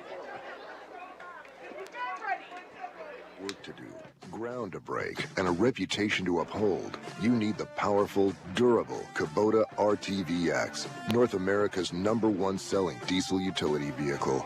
Now get the RTVX for 0 down, 0% APR for 48 months, or save $400 now through October 31st. See us or go to KubotaUSA.com for full disclaimer. Test drive a Kubota today at M&R Power Equipment on Route 18 in Hermitage or on Route 68 in Butler. Hi, this is Joe Flynn with Flynn's Tire. We know how valuable your time is, so we've made it fast, easy, and affordable to buy tires. There's 3 easy ways to purchase tires from Flynn's. First, just drive in, because Flynn's will get you in right now. No appointment necessary. The second option, give us a call and we'll help you select and reserve the perfect tire for you. The third option, save time and buy online at flynnstire.com. It's that easy. Just drive in and Flynn's will get you in right now. And tell them Vinny sent you. The second quarter is brought to you by Taylor, Kia, Chevy, and Toyota of Hermitage. Get the ultimate shopping experience and hassle-free credit approval. It's time for Taylor. Online at drivetaylor.com. All right, Wilmington facing first down and 10 at the Farrell 28-yard line. Farrell with a 14-7 lead. And Wilmington trying to answer the Farrell score. Reed will go out wide to the right, wing T set, Susan in motion, hand to Susan, stutter step at the 30-yard line to the 25, to the 20, and skips out of bounds. He's inside the 20, right near the sticks on the far side. And I think they might mark him just a tad short. Yeah, I think he's going to just be a little bit short. Anthony Jackson pushed him out of bounds. Going to be second down and less than a yard. Susan by Susan. Susan now 56 yards rushing on 7 carries here in this first half. And Wilmington has entered the McCandless, Ford, Mercer, and Meadville red zone. Right at the 19-yard line. Reed wide left, Hess tight on the right side. Miller, the fullback, feature runner last week, has not seen a lot of touches yet this week. Susan right wing, Edwards left wing. Bender under center, and a handoff, and this time Miller meets the line but bounces off and keeps on pushing, and will get to about the 15-yard line on a hard effort run there. Yeah, Strickland was in the backfield there and had a crack at Miller, really behind the line of scrimmage, just could not wrap him up. Good strength there by Darren Miller. So it'll be 1st and 10 now for Wilmington at the Farrell 15. Farrell leads 14-7, 7:10 to go first half. Got the first down, but it could have easily lost about 3 yards on the play, but Miller able to power through. Darren Miller, 5'11", 180-pound senior. Miller last week, 166 yards on 9 carries. Here's motion. Edwards, pitch to Edwards, picking his way through the middle and weaving his way down near the 10-yard line, picking up about 5 yards on the first down run. And that was Strickland again. And I think one of the keys in this game will be Wilmington's line. The longer they're on the field, as this game goes longer into it, it could be tying up his Farrell defense. So that'll be key. Farrell's going to make some stops here. But it's 2nd and 5 now for Wilmington at the Farrell 10. Bender under center. Wings to each side. Reed wide left. And Bender, keeper, up the middle. Pushes inside the 10, down inside the 5. He's going to have a first down. It'll be 1st and goal from the 4-yard line for Wilmington. And a great job by Bender. Faking it, going to the left, and then he goes to the right. And he picks up about 6 yards down to the 4. Now there's a lot of action on every play and movement in the wing T set. Farrell really has to try to be disciplined, pick out the ball carrier, and Bender does a very nice job of hiding the football and deceiving the defense. 5:48 to go first half. Farrell up 14-7. Wilmington, though, 1st and goal from the 4-yard line of Farrell. And Bender going to pitch it back, and it's Edwards to the 5 to 3. He's in for a touchdown. Checkerboard end zone to exit. And it's Luke Edwards with the run for the touchdown. And Wilmington an extra point away from tying it up. And that was just power offense here, vintage Wilmington Greyhound football. And Luke Edwards goes in to the end zone to make it 14-13 with 5:37 to go in this first half. Every play on the drive on the ground for the score. They dropped back to pass once, and Bender ran it for a first down. But Edwards scores here, and now Hartwell to attempt the extra point at the goal to the right. Bender will hold. Snap is low. Bender gets it down. Hartwell puts it up, and it's wide left. So to time it up just a bit, the extra point no good, and Farrell still holds on to a 14-13 lead over Wilmington. We'll take a break with 5:37 to go here in this first half of action. Farrell 14, Wilmington 13, News Talk 790, WPIC. Mancino's Driving School can give you your driver's test? That's right. Mancino's Driving School provides an approved Pennsylvania Department of Education certified driving course as well as behind-the-wheel training. Mancino's Driving School offers one-on-one, on-the-road driving lessons 7 days a week with day and evening hours. They use only certified driving instructors that have undergone extensive background investigation. For details or more information on adult training, go online to mancinosdrivingschool.com. At the Reinhardt's Insurance Agency, quality service means a great deal on your car insurance, backed by an unconditional commitment to serve your needs. Here's Ryan Tyson. Not every situation's the same, and we really pride ourselves on evaluating the big picture to choose the best carrier. The Reinhardt's Insurance Agency. It's not the insurance they sell. It's the service that makes them better. The Reinhardt's Insurance Agency, East State Street, Hermitage, or online at www.reinhardts.com. The second quarter is brought to you by Taylor, Kia, Chevy, and Toyota of Hermitage. Get the ultimate shopping experience and hassle-free credit approval. It's time for Taylor. Online at drivetaylor.com. Hartwell set to kick it off. That Wilmington touchdown drive, 9 plays, 60 yards, took 4:02 to get there, but the extra point kick no good. Here's the long kickoff to Wilson. Wilson goes down to a knee, can't pick it up. Now does grab it at the 25-yard line, breaks a tackle at the 30-yard line, and they'll go down in the vicinity of the 30. Wilmington says they have the ball, and the officials say no. Edwards touchdown, his first of the season, but big missed extra point there, Mark. Could be looming in a game that is as tight as this one so far. It's funny, on that kickoff, Bob, that it was a low squib kick. Wilson went almost to a knee back at the 20-yard line to try to smother the football and kind of fumbled it away so it wasn't called down, and then nearly lost it across the 31. Edwards thought he had pulled it away, but Farrell retains possession. Farrell scored on their last drive on the screen pass to Stallworth from Hartley. Are back at it with a 1-point lead. Here's a handoff to Stallworth, cut back at the 30, and being collared and dragged down at about the 35, maybe the 36-yard line. So just about 5 on the run for Stallworth. Stallworth just 16 yards rushing here in his first half, but he has 2 receptions for 81 yards. Those are 2 huge plays. One setting up the first touchdown that he ran in himself, and the second one was the touchdown. So he's been big in other ways just in running the ball. Closer to 4 yards on the carry. 2nd down and 6. Farrell moving right to left in the black uniforms with the yellow helmets, yellow numbers. Hartley in a pistol set this time. Hands to Stallworth, right side. And Stallworth hit at the line of scrimmage, able to power forward for a little bit. Give him a yard, 2 at the most. I was talking to Jaden Harrison's dad, Coach Troy Harrison, and he said recovery has been promising so far for Jaden, and looks like if all things go well that he could return here maybe sometime in October, so that's great news. Farrell celebrating senior night tonight, so Jaden goes through still on crutches with the walking boot as well.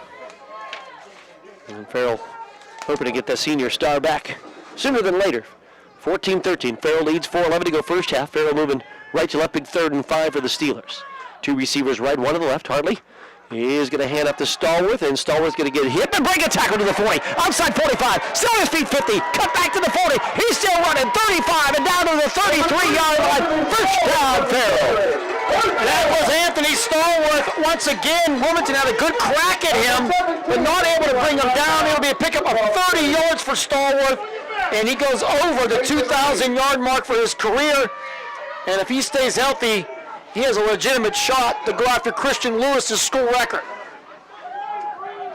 What a play. I think you tweeted it earlier about the number of Steeler backs who have gone over 2,000. 10. 1 right, 1 left on the set. Big run by Stallworth. Here's a handoff. This time it's Anthony Jackson. Outside 30, cut back 25. He's to the 20. He's run over man inside the 15-yard line and banged out of bounds. He's going to be marked out of bounds short of the 15, but it's a first down run. And inside the McCandless Ford Mercer Beagle red zone again go the Farrell Steelers behind the running of Anthony Jackson. It looks like they will mark him out of bounds about the 17. They pick up a 15 yards for Jackson. And Farrell threatening again here.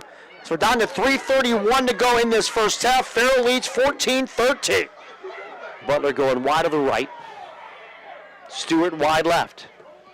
Shotgun with sidecars to each side. And a wing on the left side is Strickland.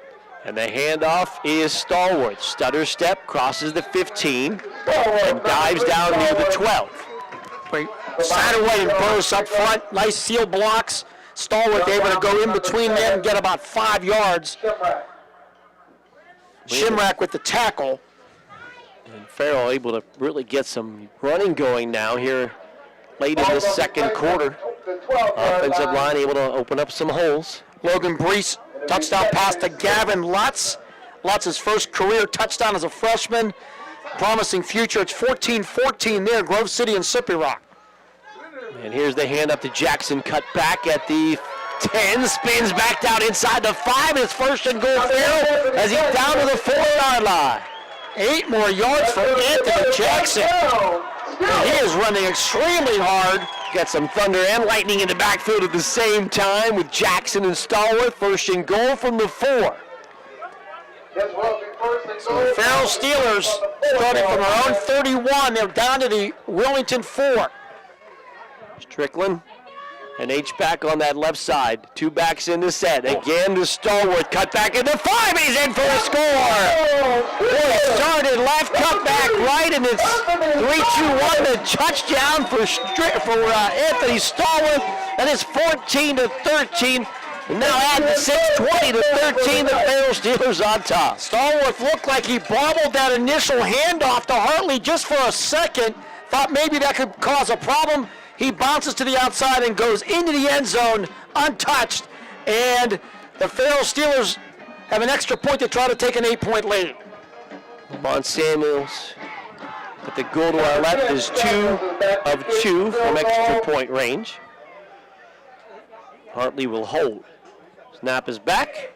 They juggle it. They put it up. And the kick is no good. Wide to the left. So kick no good. So with 2:22 to go here in the second quarter, Farrell 20 and Wilmington 13. We'll take a break, and we're back with more when we return on your home for high school football. News Talk 790 WPIC. In this half, with the score, Farrell, 20. You need the powerful, durable Kubota RTVX, North America's #1 selling diesel utility vehicle.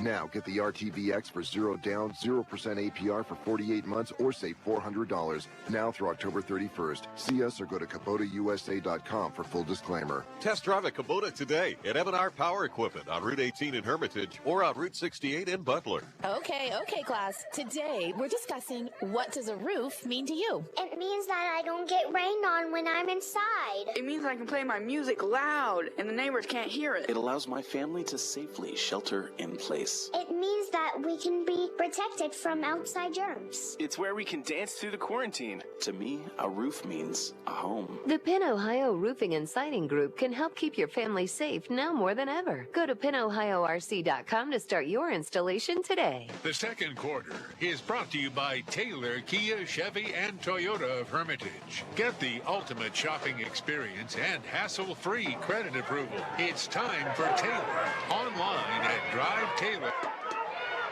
And the kickoff swings back to Mason Reed. Gets pinballed around across the 20-25 and out to the 34-yard line. Really making something out of nothing on that kick return for Wilmington. Hey, that drive for Farrell to lengthen their lead. 7 plays, 69 yards, 3 minutes and 15 seconds. Anthony Stallworth with his 5th touchdown of the year on a 4-yard run. Extra point, though, no good. Couple quick updates. Don't forget Lock, Stock, and Barrel halftime scoreboard show with Aaron Barrow. Reynolds 26, Mercer nothing. Greenville 6, Sharpsville nothing. Late second quarter. And now Wilmington, remember, they will get the second half kickoff here. So this could be a key part of the game. Bender back to pass, rolling left. Fires left in the flat. Caught by Susan across midfield and down to the Farrell 45. So first pass attempt by Bender. Good for a first down into Farrell territory. 21 yards from Bender to Susan. And that'll stop the clock momentarily to move the chains. I don't think he got out of bounds over there, did he? No, I don't believe so. All right. Really a nice play there. Yeah. Susan kind of just getting into open space. And Bender, nice soft pass. Looked like it was even some zone coverage there. And Bender finding that little open spot. And now Wilmington down to the Farrell 45, 1:55 to go.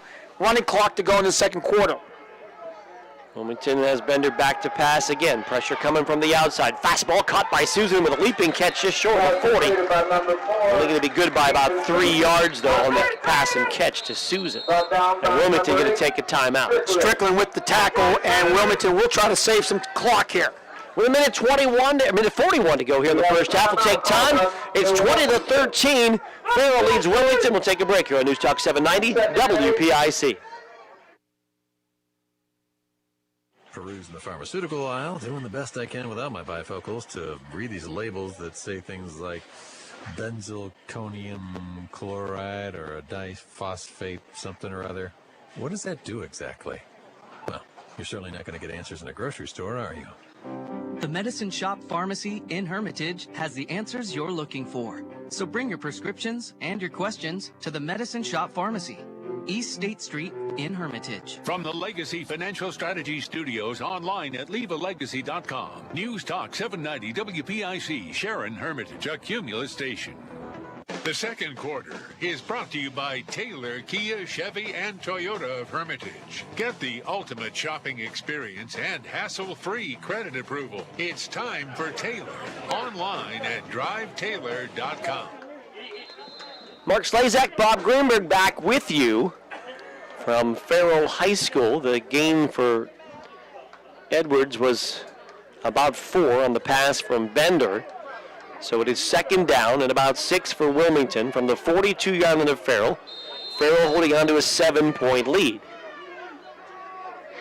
1:41 to go first half. Mark Slazak with Bob Greenberg. Aaron Byro back at the studio. Wing tee set for Bender and Wilmington. Fake handoff, back to pass. Rolling left is Bender. Fires over the middle and it's incomplete. It was tipped off the hands of Susan and up into the air and no one with a chance to grab it. Odom and Butler kind of around the area, but Ball up the hands of Susan, and it'll be now third down.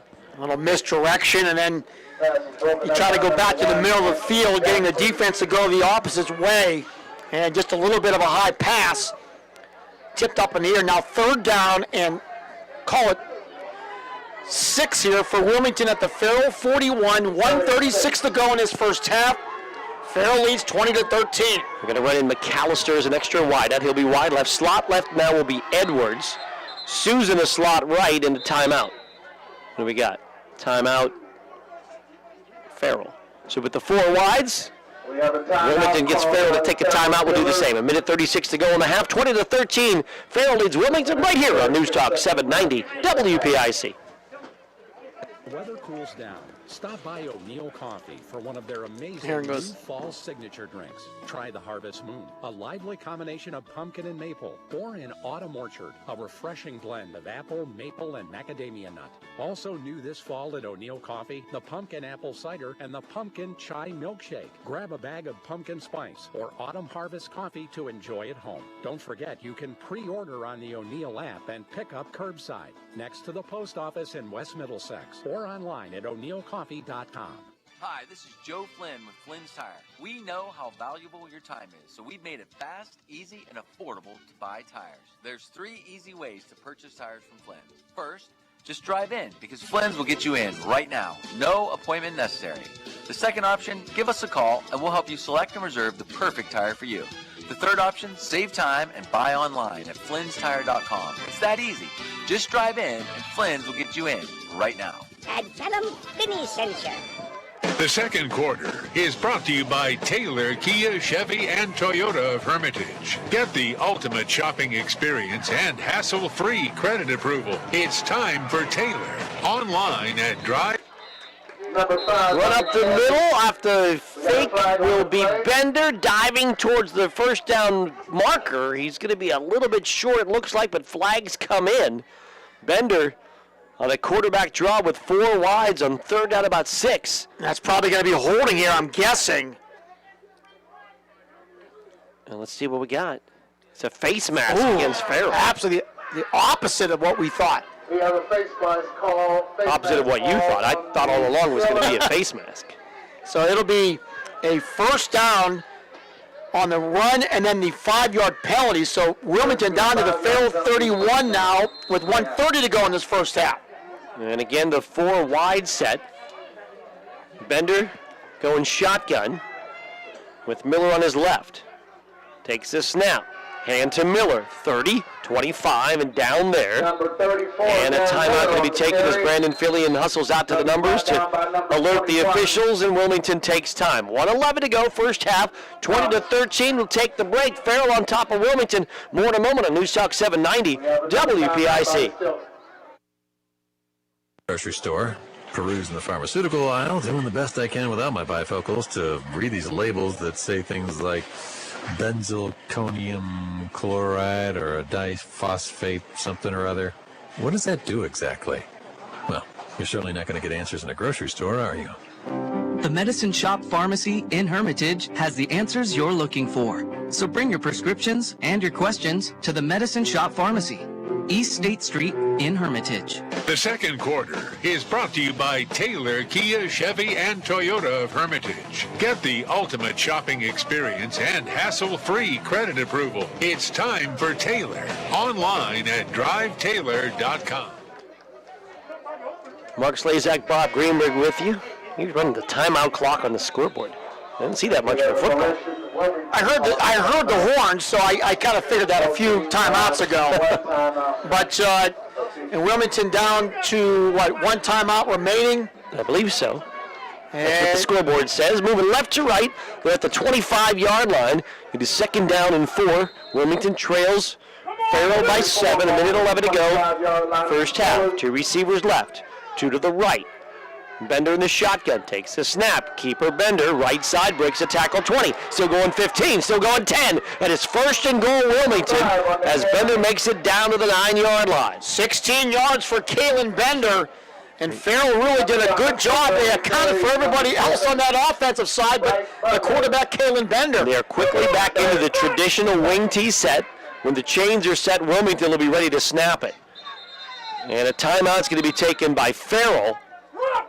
So we'll take that break as well with 1:02 to go in the half. 1:02 to go in the first half. Farrell 20, Wilmington 13. More in a moment on News Talk 790 WPIC.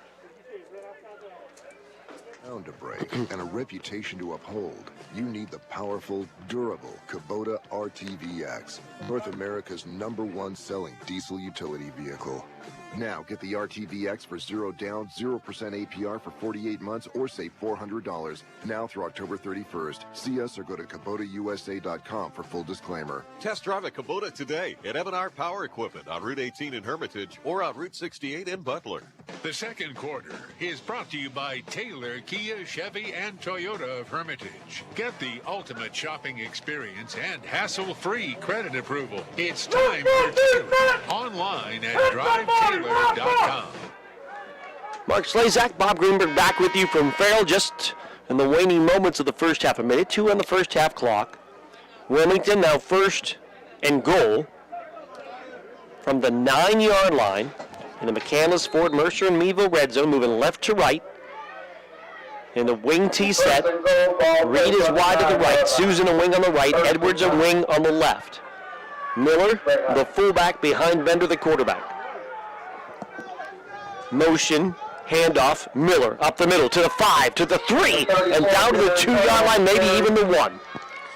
Yeah, clock still running. He'll pick up about 7. Call it the 2-yard line. Clock at 50. And running. Wing T set. Second and goal from the 2. Bender under center. Motion behind him. Bender keeper, and actually the late pitch, and it's going to go to the Susan and down. Well, there's no signal yet. Wilmington says, touchdown, there it is. It's a touchdown signal. Ethan Susan, who got the pitch late from Bender. Bender led through the hole, and it's a Susan touchdown to give Wilmington a chance to tie this one up. Ethan Susan from 2 yards out with 30 seconds to go makes it 20-19. Wilmington will looks like they're going to kick the extra point to try to tie it. Yeah, we'll run Hartwell back out. Last time a low snap. Bender couldn't quite dig it out, and the kick went wide. So a chance to tie to 20 with 30 seconds to go in the half. Bender will hold. Hartwell with a kick at the goal to our right. 22 passes back the kick. Snap is back and whistles. Flag on the play. Before the kick, whistles on the play. Farrell was off sides, I believe, which is a bad break for Wilmington because the kick was good. It blown dead before. Bender that time dug out another low snap. Call on the defense. Well, that changed the thinking of Coach Fillion. And when they move it up, sometimes teams decide if they take the distance, half the distance, to maybe go for it. They could leave it right there if they want to decline it. And what are they going to do? They're going to leave it. No, they're going to take the penalty. Okay, they will move it up. Half the distance to the goal, but still the extra point team out there. And Bender and Hartwell just move up a bit. It's kind of a weird penalty there. It doesn't really benefit the offense at all. No, not at all. And whistles. And did they get offsides again? They might have. No, procedure. So somebody in the line moved. There's a lot of jumping around by Farrell on their side, and as they shifted spots and slid their line to the right, Wilmington moved. That's going to be a 5-yard penalty. So now we'll move back 5. That'll be placed on the 7-yard line. The second and we still have Wilmington trying to get the extra point to tie it. So Bender now kneeling back at the 14. Actually the 13, so a 23-yard extra point attempt. Here's the snap. It's good. It's down. The kick is up, and the kick is good. So with 30 seconds to go in the first half, Wilmington has tied this game at 20. Wilmington 20. Farrell 20. We'll take a break on News Talk 790 WPIC. First half, the score is Farrell Stars 20, Quality service means a great deal on your car insurance, backed by an unconditional commitment to serve your needs. Here's Ryan Tyson. Not every situation's the same, and we really pride ourselves on evaluating the big picture to choose the best carrier. The Reinhardt's Insurance Agency. It's not the insurance they sell. It's the service that makes them better. The Reinhardt's Insurance Agency, East State Street, Hermitage, or online at www.reinhardts.com.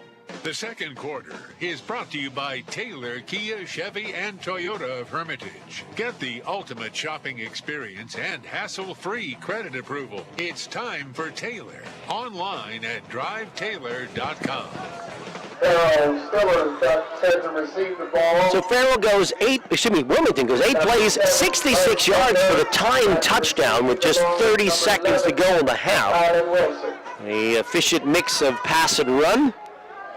And they get the score to tie it on an Ethan Susan 2-yard run, and Daniel Hartwell with the extra point. The good news for Wilmington will get the second half kickoff, but the bad news is there's still time on the clock here. So Farrell still with enough time and enough weapons to maybe score one more time in this, what is turning into be a spectacular football game. They've had a couple of big kick returns. This one is high, and Wilson going to take it to the 22, to the 30, to the 35, to the 40, and out to the 41-yard line. Now, Farrell has no timeouts remaining. That'll be a big factor, though. Yeah, they used the timeouts on the defensive side during that drive to make some adjustments. Farrell's had a couple of big plays in the screen pass game. They've had a couple big plays on the year, just getting those quick hitters to the outside. They've gone long a couple times to Wilson, a couple attempts to Wilson long. One he couldn't hang on to. The other one created a penalty. So 24 seconds to go. Farrell at their own 41-yard line. 5 wides in the set. Hartley all alone in the shotgun in 1st and 10 as he stands near the 35. Takes a snap. Quick throw near side. Caught. Nope. Dropped. Butler had it in his hands. Looked up the field to see what he could do with it on the quick wide receiver screen, and it's incomplete. You know, one thing we haven't seen yet in this game, unlike last week, we saw a little bit of quarterback rotation with Treon Holden, but he has not stepped under center yet here in this game. 2 receivers will go to the right side. Now 3 with Keller as a wing just off that right tackle. And we got 1 back in the set. That's Stallworth to the left of Hartley on 2nd down and 10. Back to pass Hartley. Looking. He wants to go long over the middle, and it is intercepted. Susan with the pick at the 35-yard line. They were looking on the play to Bryce Butler on a little post pattern, but Susan steps right in front of it for the first turnover of the game, and Wilmington will have the ball with 14 seconds to go at their own 35. They have 1 timeout. So the interception by Ethan Susan juggled a little bit, goes to the ground and hangs on. And Wilmington will get it back. And we'll see what they'll do here. 14 seconds, wing tee set. Looking to the sideline to Coach Fillion. Wilmington has 1 timeout. 14 seconds to go, though, in the half at a 20-20 tie. And the handoff up the middle. And it's Miller to the 41. Number 34, and that'll do it. And they're going to let it run. Brought down by number 8. So that'll run it out in the first half. The Wilmington Greyhounds, the Farrell Steelers. We expected an epic battle. We've got it through a half. We're tied at 20. We'll take our break. We're back with the scoring recap and the Lock, Stock, and Barrel halftime scoreboard show ahead as well. So stay with us at the half. Farrell 20, Wilmington 20 on News Talk 790 WPIC. Sports injury can mean the bench. The orthopedic and sports medicine team at Sharon Regional Medical Center is ready to help athletes get off the sidelines and back into action. Our medical and rehab team features board-certified orthopedic surgeons Dr. James Boniface and Dr. Stephen Hand. In addition, our nationally board and state-certified athletic trainers are on the sidelines, and specially trained PTs and OTs are here to meet your needs. Visit the Orthopedic and Sports Medicine Centers with convenient locations in Hermitage, Mercer, and Hubbard, Ohio. It's finally here, the Season 2, Let the Prices Fall! Fast Freddy here, and it's time for Taylor to let the prices fall. Lease a new 2020 Sportage LX all-wheel drive and pay only $239 a month for 36.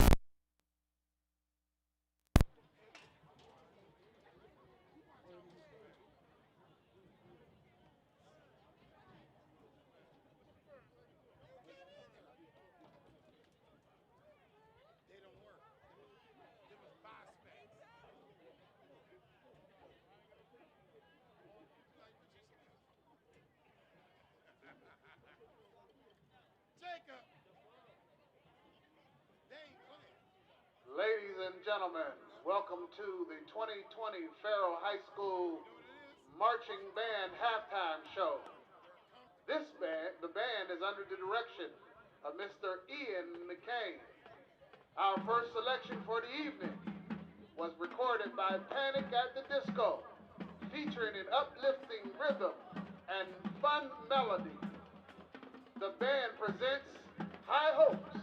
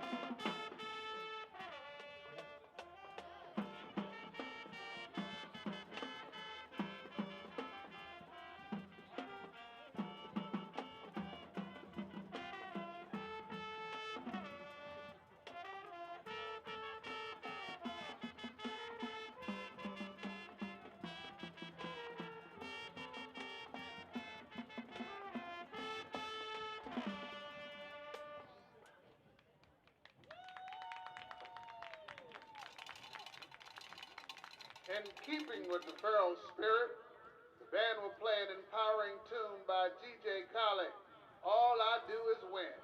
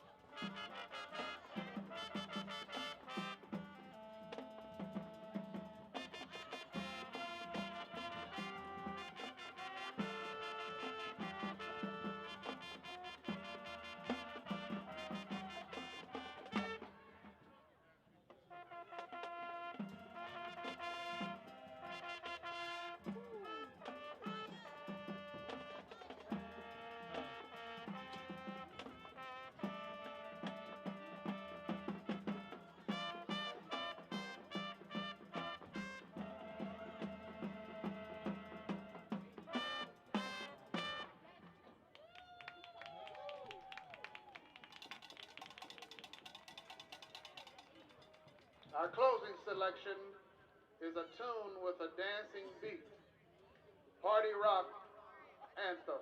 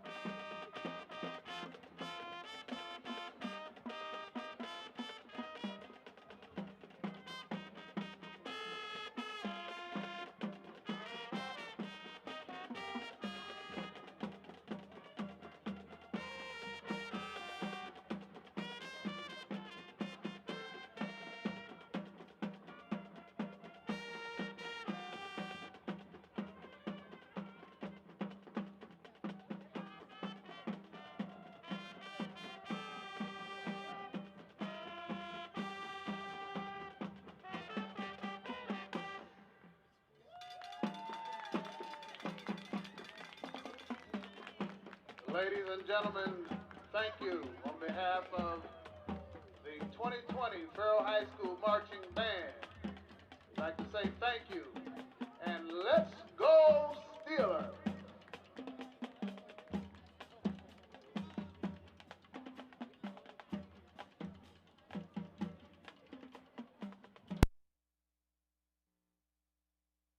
America's #1 selling diesel utility vehicle. Now get the RTVX for 0 down, 0% APR for 48 months or save $400 now through October 31st. See us or go to KubotaUSA.com for full disclaimer. Test drive a Kubota today at M&R Power Equipment on Route 18 in Hermitage or on Route 68 in Butler. Okay, class. Today, we're discussing what does a roof mean to you? It means that I don't get rained on when I'm inside. It means I can play my music loud and the neighbors can't hear it. It allows my family to safely shelter in place. It means that we can be protected from outside germs. It's where we can dance through the quarantine. To me, a roof means a home. The Penn Ohio Roofing and Siding Group can help keep your family safe now more than ever. Go to PennOhioRC.com to start your installation today. So, I'm in a grocery store, perusing the pharmaceutical aisle, doing the best I can without my bifocals to read these labels that say things like benzalkonium chloride or a diphosphate something or other.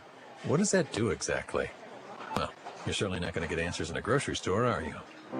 The Medicine Shop Pharmacy in Hermitage has the answers you're looking for. So bring your prescriptions and your questions to the Medicine Shop Pharmacy, East State Street in Hermitage. As the weather cools down, stop by O'Neill Coffee for one of their amazing new fall signature drinks. Try the Harvest Moon, a lively combination of pumpkin and maple, or an Autumn Orchard, a refreshing blend of apple, maple, and macadamia nut. Also new this fall at O'Neill Coffee, the Pumpkin Apple Cider and the Pumpkin Chai Milkshake. Grab a bag of pumpkin spice or Autumn Harvest coffee to enjoy at home. Don't forget you can pre-order on the O'Neill app and pick up curbside, next to the post office in West Middlesex, or online at o'neillcoffee.com. The Halftime Show is being brought to you by Lock, Stock, and Barrel. Lock, Stock, and Barrel, a full-service deli and PA lottery location in Sharpsville, and proud sponsors of the Lock, Stock, and Barrel Play of the Game. Back here at Palikius Stadium, Lou Falcone Field, Mark Slazak with Bob Greenberg. We're at the half. Farrell 20, Wilmington 20. And here's Bob Greenberg with the numbers from the first half. First half stats here. Let's run them down for you quickly. For Farrell, they're led by Anthony Stallworth, 10 rushes, 56 yards, 2 touchdowns on the ground. He has gone over the 2,000-yard mark for his career. He's only a junior, and will then continue his attempt to get to the top of the mountain. We'll tell you about that in our post game, or probably on the weekend on my Twitter. We'll give you that top 10 list where he has continued to climb. Anthony Jackson, 2 carries, 23 yards. Christian Hartley, a carry for 4. Hartley was 5 of 8 passing, 103 yards, and a touchdown, 1 interception. Stallworth had 2 catches for 81 yards. Also for Farrell, Omar Stewart had a big catch for 22 yards. Bryce Butler, 1 for 4. And also for Farrell, Kylon Wilson had 1 for -4. Farrell flagged 5 times in the first half for 17 yards, had 2 one-yard penalties. Overall, Farrell, 13 rushes, 83 yards, 103 yards passing, 186 yards for Farrell on 21 plays, just under 9 yards per play.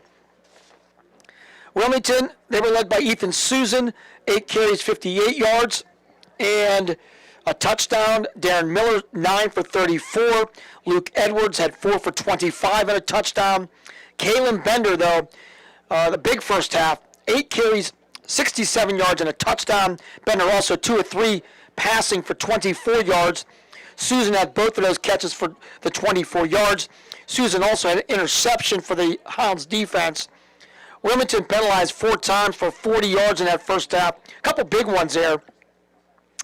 And Wilmington finishing with 187 yards rushing on 30 carries, 24 yards passing, 211 yards for Wilmington on 33 plays, just under 7 yards per attempt. Farrell, 21 plays for 186.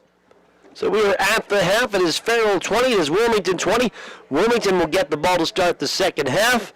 And we'll take a break as we've got that halftime score waiting for the teams to come back out. So want to keep it here a couple seconds? We could talk about the other games real quick. And if you didn't hear the scores, some incredible football tonight all over the county.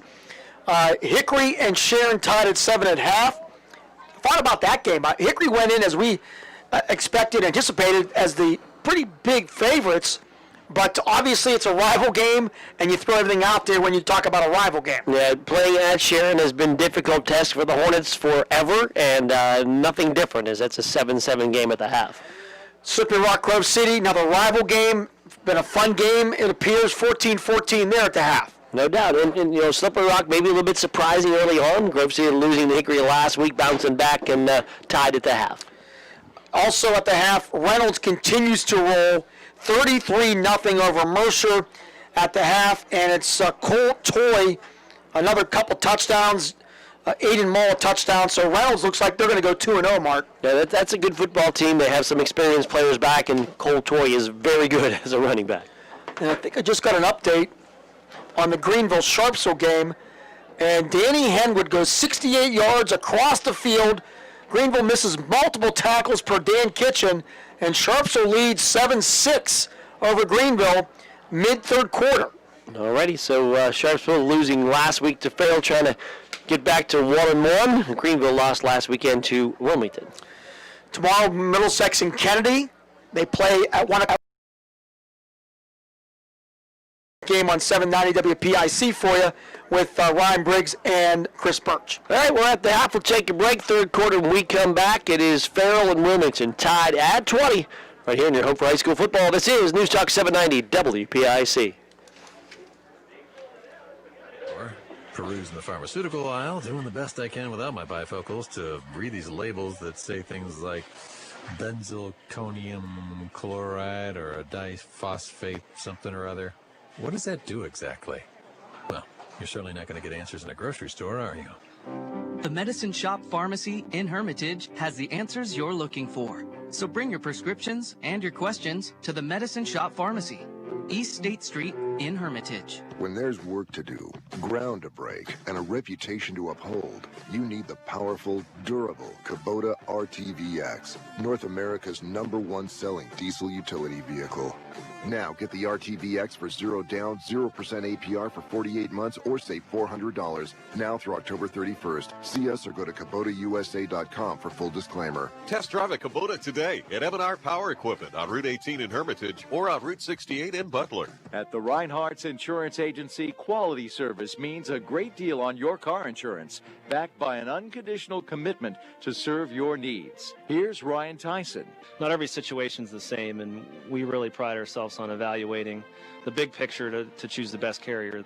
The Reinhardt's Insurance Agency. It's not the insurance they sell. It's the service that makes them better. The Reinhardt's Insurance Agency, East State Street, Hermitage, or online at www.reinhardts.com. For a student athlete, a sports injury can mean the bench. The orthopedic and sports medicine team at Sharon Regional Medical Center is ready to help athletes get off the sidelines and back into action. Our medical and rehab team features board-certified orthopedic surgeons Dr. James Boniface and Dr. Stephen Hand. In addition, our nationally board and state certified athletic trainers are on the sidelines, and specially trained PTs and OTs are here to meet your needs. Visit the orthopedic and sports medicine centers with convenient locations in Hermitage, Mercer, and Hubbard, Ohio. The third quarter is brought to you by Medicine Shop Pharmacies in Hermitage and Greenville. The Medicine Shop Pharmacy, caring beyond prescription. Back here at Farrell, Mark Slazak with Bob Greenberg. Farrell has been out. Wilmington making their way out now. From wherever locations they go, they really don't go into the locker rooms, I don't believe so. I think Wilmington actually was down maybe in E.J. McCluskey Gymnasium. That could be. Potentially in that area. Room, yeah. So they have a little bit of a further jaunt back up. The clock has just started, so we do have a little bit of time. We did have one other update. At halftime, Lakeview leads Cochraton 14-0. So the Sailors looking to get on the in the win column this year, and they lead by 2 scores at the half. And here it's the 3 touchdowns from Stallworth, a 5-yard run, a screen pass catch from Hartley of 46 yards, and a 4-yard run. And then Wilmington touchdowns were Kalen Bender with a 1-yard run, Luke Edwards with a 4-yard run, and Ethan Susan from 2 yards out. Both teams made 2 of 3 extra point kicks, and I guess it's tied here at the half, 20-20. Wilmington will get the ball to start the second half. Wilmington had 5 possessions. They scored 3 times. One ended on downs. The first drive of the game, when it looked like they maybe had a first down, they were short by inches at the Farrell 28. And then the last play of the half, of course, Farrell, they had 5 possessions, 3 touchdowns. They punted once, and one ended on an interception. So just one punt here in this football game, 6 touchdowns. And so far, it has definitely lived up to the expectations. No doubt. You want to take another break, or we want to just No, we're good. keep it here? We're good on the breaks? Yeah, we're so good. we got tomorrow action. You got Briggs and Birch on Kennedy and West Middlesex. Kennedy returning to football after a long hiatus. We'll get a home game. Got a home game, Vitale Stadium, and Middlesex obviously showing how good they were, having putting Reynolds on the ropes last week and almost beat the Raiders 27-20. And you'd have to believe Middlesex is going to be itching to get back into the win column. Kennedy took one on the chin last week at Mercer. And still Saturday afternoon football at Vitale Stadium. It's supposed to be nice out. Should be a really nice afternoon of football. And we have that game on PIC tomorrow, 12:30 airtime. The Pitt Panthers kickoff ACC play tomorrow on 96.7. They'll be on the air 10 a.m. and kickoff at noon. Coach's Corner, by the way, will air from 8 to 10 tomorrow morning. The next 2 weeks, special time of 8 to 10 to accommodate the early pit start. You had a tidbit. I can't find it in my pile right now. Maybe you remember. I think you tweeted it out about, anniversary of night football or something like that in the county? That was Professor Briggs. Tomorrow would be the 90th anniversary of the first night game ever played in Mercer County. It was right here. Farrell played Brookfield. Were they the Night Riders then? Yes. Yeah, the Farrell Night Riders back in the day. And then we don't have any night games tomorrow. So correct. In the county. So we can't celebrate it tomorrow, so we do our best to celebrate it a day early. The 90th anniversary of the first night game ever. That's kind of cool. So thanks, Professor Briggs, for sharing that. And the thing that was the amazing tidbit there, in addition, is that according to, I believe, the Pittsburgh Post, who did a story on it, Farrell back in that night, think about it, they had, it said, reported, they had 12 light standards in the stadium. Wow. And right now we got what? Four. 2 on each end. So we had 12 back in. With one big bulb on each one, right? I don't know, but they had 12 light standards. Have your dad dig out that picture. Oh, my dad. No, He might have the 12 light standard picture. He might. That's I'm true. not saying he was at that game. No, he wasn't born yet. But I mean, he may have a 12 light standard picture. So how about that? He's a big Farrell guy. He's been around a while. He might. It might be in one of those yearbooks. I'll have to check on that. And tweet it. I expect. Now you have an assignment over the weekend. You're not doing a game tomorrow. I'm going to Pittsburgh tomorrow. Yeah. So, well, let your wife drive and you look you look through the yearbooks. We are ready to go. How about that? All right, let's give me any more assignments. I work hard enough during the week. I got a day off. I got a day off. You work hard during the week, and on the weekend you gotta do the important things we talk about on a Friday that we don't have an answer for. Come on. All right, Farrell's gonna kick it off. Lamont Samuels will tee it up. Wilmington in the white jerseys, blue pants, blue helmets with the gold stripe, and Farrell wearing black head to toe. Got some blue on the shoulders, a little bit on the pants, and yellow helmets. Got 2 returners standing back at the 10-yard line. And Samuels ready to kick it off. You have McAllister deep with Reed as the deepest.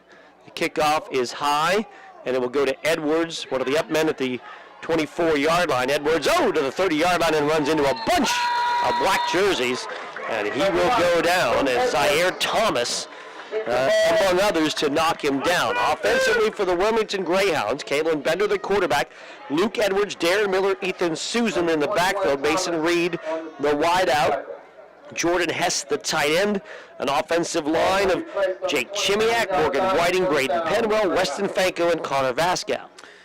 So Wilmington will start 1st and 10 at their own 30-yard line. We are tied at 20. And they'll go with a wing T set. Edwards wing left, Susan wing right, Miller the fullback behind Bender.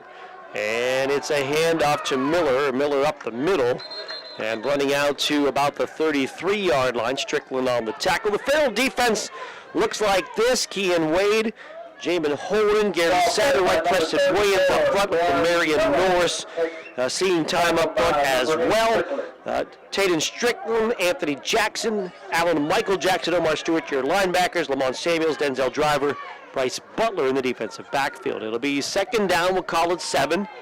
Wilmington moving right to left, and on the left end, jumping early was Farrell. And on the left defensive end, jumping early. So move it 5 yards via penalty. A couple quick updates. Grove City has scored. They lead 21-14 over Slippery Rock. Hickory has scored. Henwood to Wiesen. Hickory leads Sharon now 14-7. And it's 20-20 right here. 2nd and 2 for Wilmington at their own 38. Edwards in motion, Bender back to pass, being chased, throwing long for Susan, reaches and can't grab it at the 30-yard line. He was banging and bumping with Driver and had a shot at it, but could not pull it in, just a little bit overthrown. Boy, that's a tough matchup for Driver. The 6'3", 185-pounder down the field, his height maybe and his width kind of maybe gotten away a little bit of Susan's vantage point where that ball was, but still, Wilmington trying to take a shot there, and it's now 3rd and 2. Wide to the left side will be Reed on 3rd down. The pitch to Susan, weaves his way for a first down and more. 45 and out to the 46-yard line, 47-yard line for Ethan Susan in the Wilmington first down. We are tied at 20, just getting underway here in the 3rd quarter. That had been a big opportunity. The 5-yard penalty really helping Wilmington's cause out there on that drive, allowed him to go deep, and then 3rd and 2 easily convert. So 1st and 10 now for the Hounds at their own 47. Wing to the right, Edwards. Wide left will be Reed. Under center, Bender. Motion, Edwards. Turn, pitch, Susan trying to turn the corner. 50. There's a flag. 45 and out of bounds near the 35. 40 to 35. That's going to be on Edwards here, blocking the back on the corner there. So this one looks like it's coming back. Flag sits back at the 46-yard line. You know, it's interesting, Mark. You know, we normally don't. We've never done, in a lot of cases, don't announce the flag who was on. But the National Federation has changed that policy, and they are now allowing officials who are mic'd in games at the high school level to actually announce the number of the player who made the infraction, like they do at the college and the pro level. Yeah. Now, we have yet to have a mic'd official this year, so we haven't seen that. So that'll be a 10-yard penalty, a big one against the Hounds. Would have been a first down. Now instead it'll be 1st and 20 back at their own 37. 37-yard line. It's a couple times now, I think 3 times, that you've seen a pretty nice run erased. Miller now is a wing on the right side, and Bender to shotgun on first and a long way. And this is a direct snap out of the Wildcat. It's going to go to Susan. He breaks the tackle to 40. Still going 45. Breaks another tackle. He's out to midfield. So they snapped it directly to Susan, and Bender and Miller were lead blockers on the play. 13 yards for Ethan Susan, up to 78 now on 10 carries. It'll be 2nd and 7 now. Really a big first down play on 1st and 20. Yeah, more of the taste of like the single wing. When you have all those backs back there, you don't know who's going to get snapped to.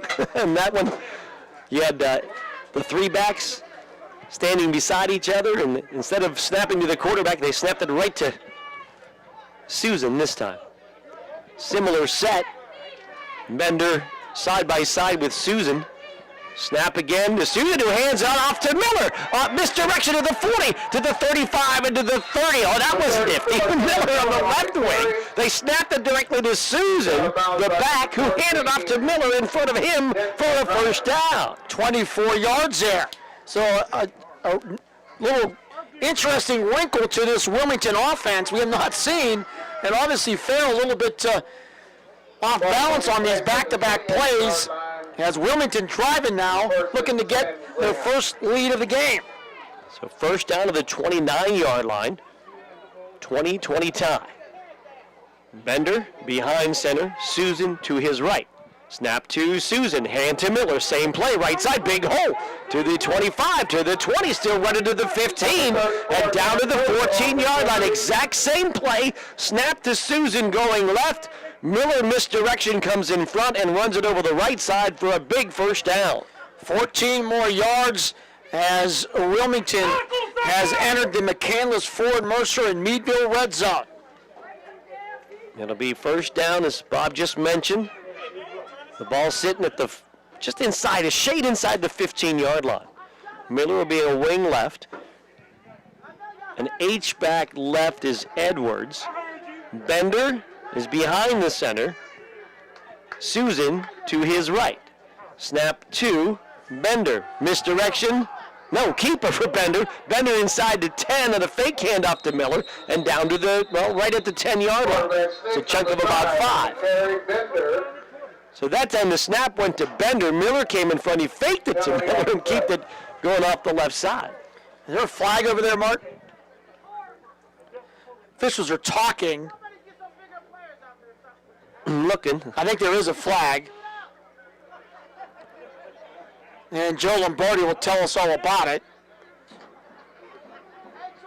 It's illegal block against Wilmington. Is that maybe a crackback block? Mm-hmm. So that will negate that first down run. And that's going to be a big penalty, Mark. That's 15 yards. 15-yard penalty on the play. 15-yard penalty, Wilmington. What's their penalty number now? That is 6 for 65. And they've all taken pretty good chunk plays away. So now it is 1st and about 21. So to the right goes Reed. Miller a wing to the right. Bender with Susan on his left hip. Snap to Susan.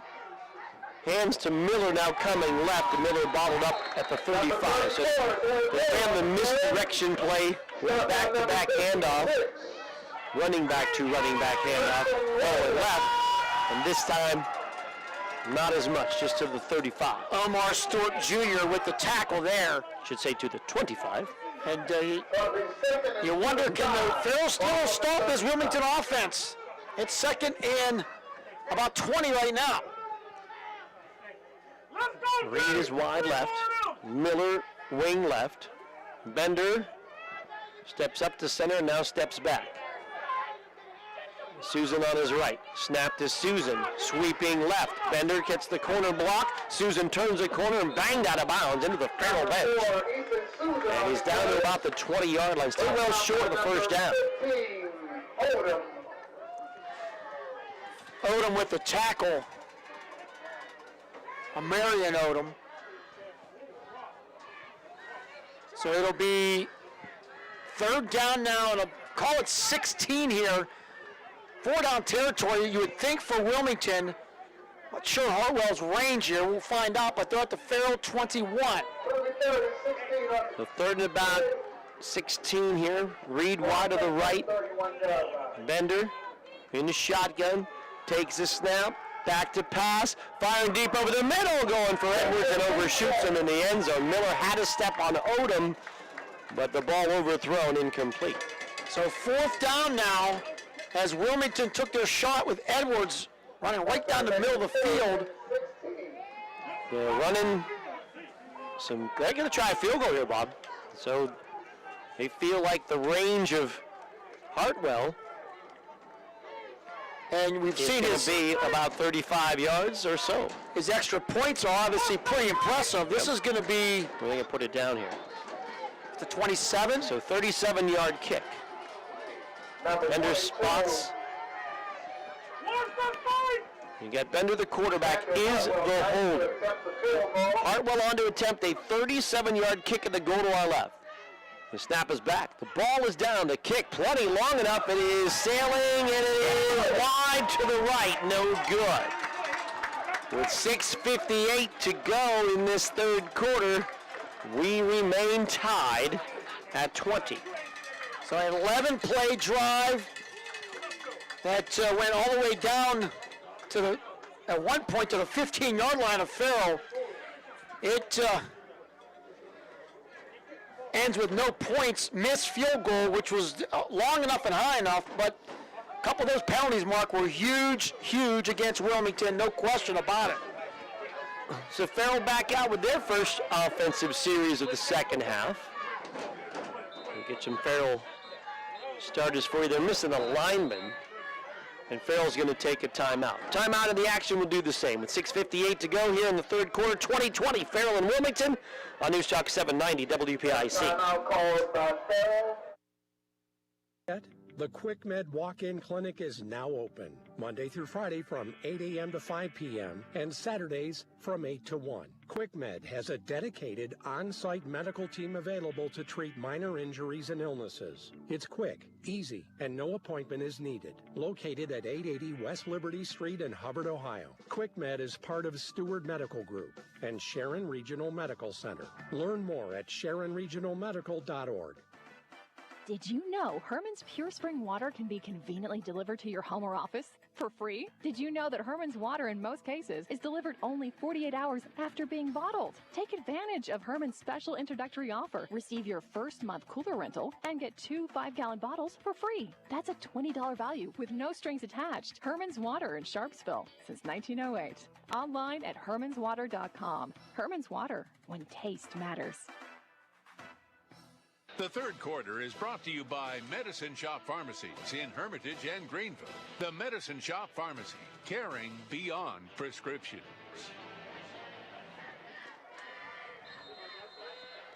Mark Slazak, Bob Greenberg back with you, and Farrell, the 2020 tie, getting their first drive of the second half. Hartley, the quarterback, he's going to hand to Stallworth, cut back right into big number 77, and he'll go down as Chimiak to knock him down. Actually falls forward still, so a good, powerful run by Stallworth. Farrell's got Christian Huntley, the quarterback, Anthony Stallworth at the back. Bryce Butler, Colin Wilson, Omar Stewart, and Sahi Keller at wideout. Jamin Holden, Cameron Burris, Gary Satterwhite, Preston Williams, and Malachi Shepard, the offensive line. And get to the Wilmington defense in a moment. Stewart left, Butler right, 20-20 tie, 6:23 to go, third quarter, second and about 6. Hartley with 2 backs.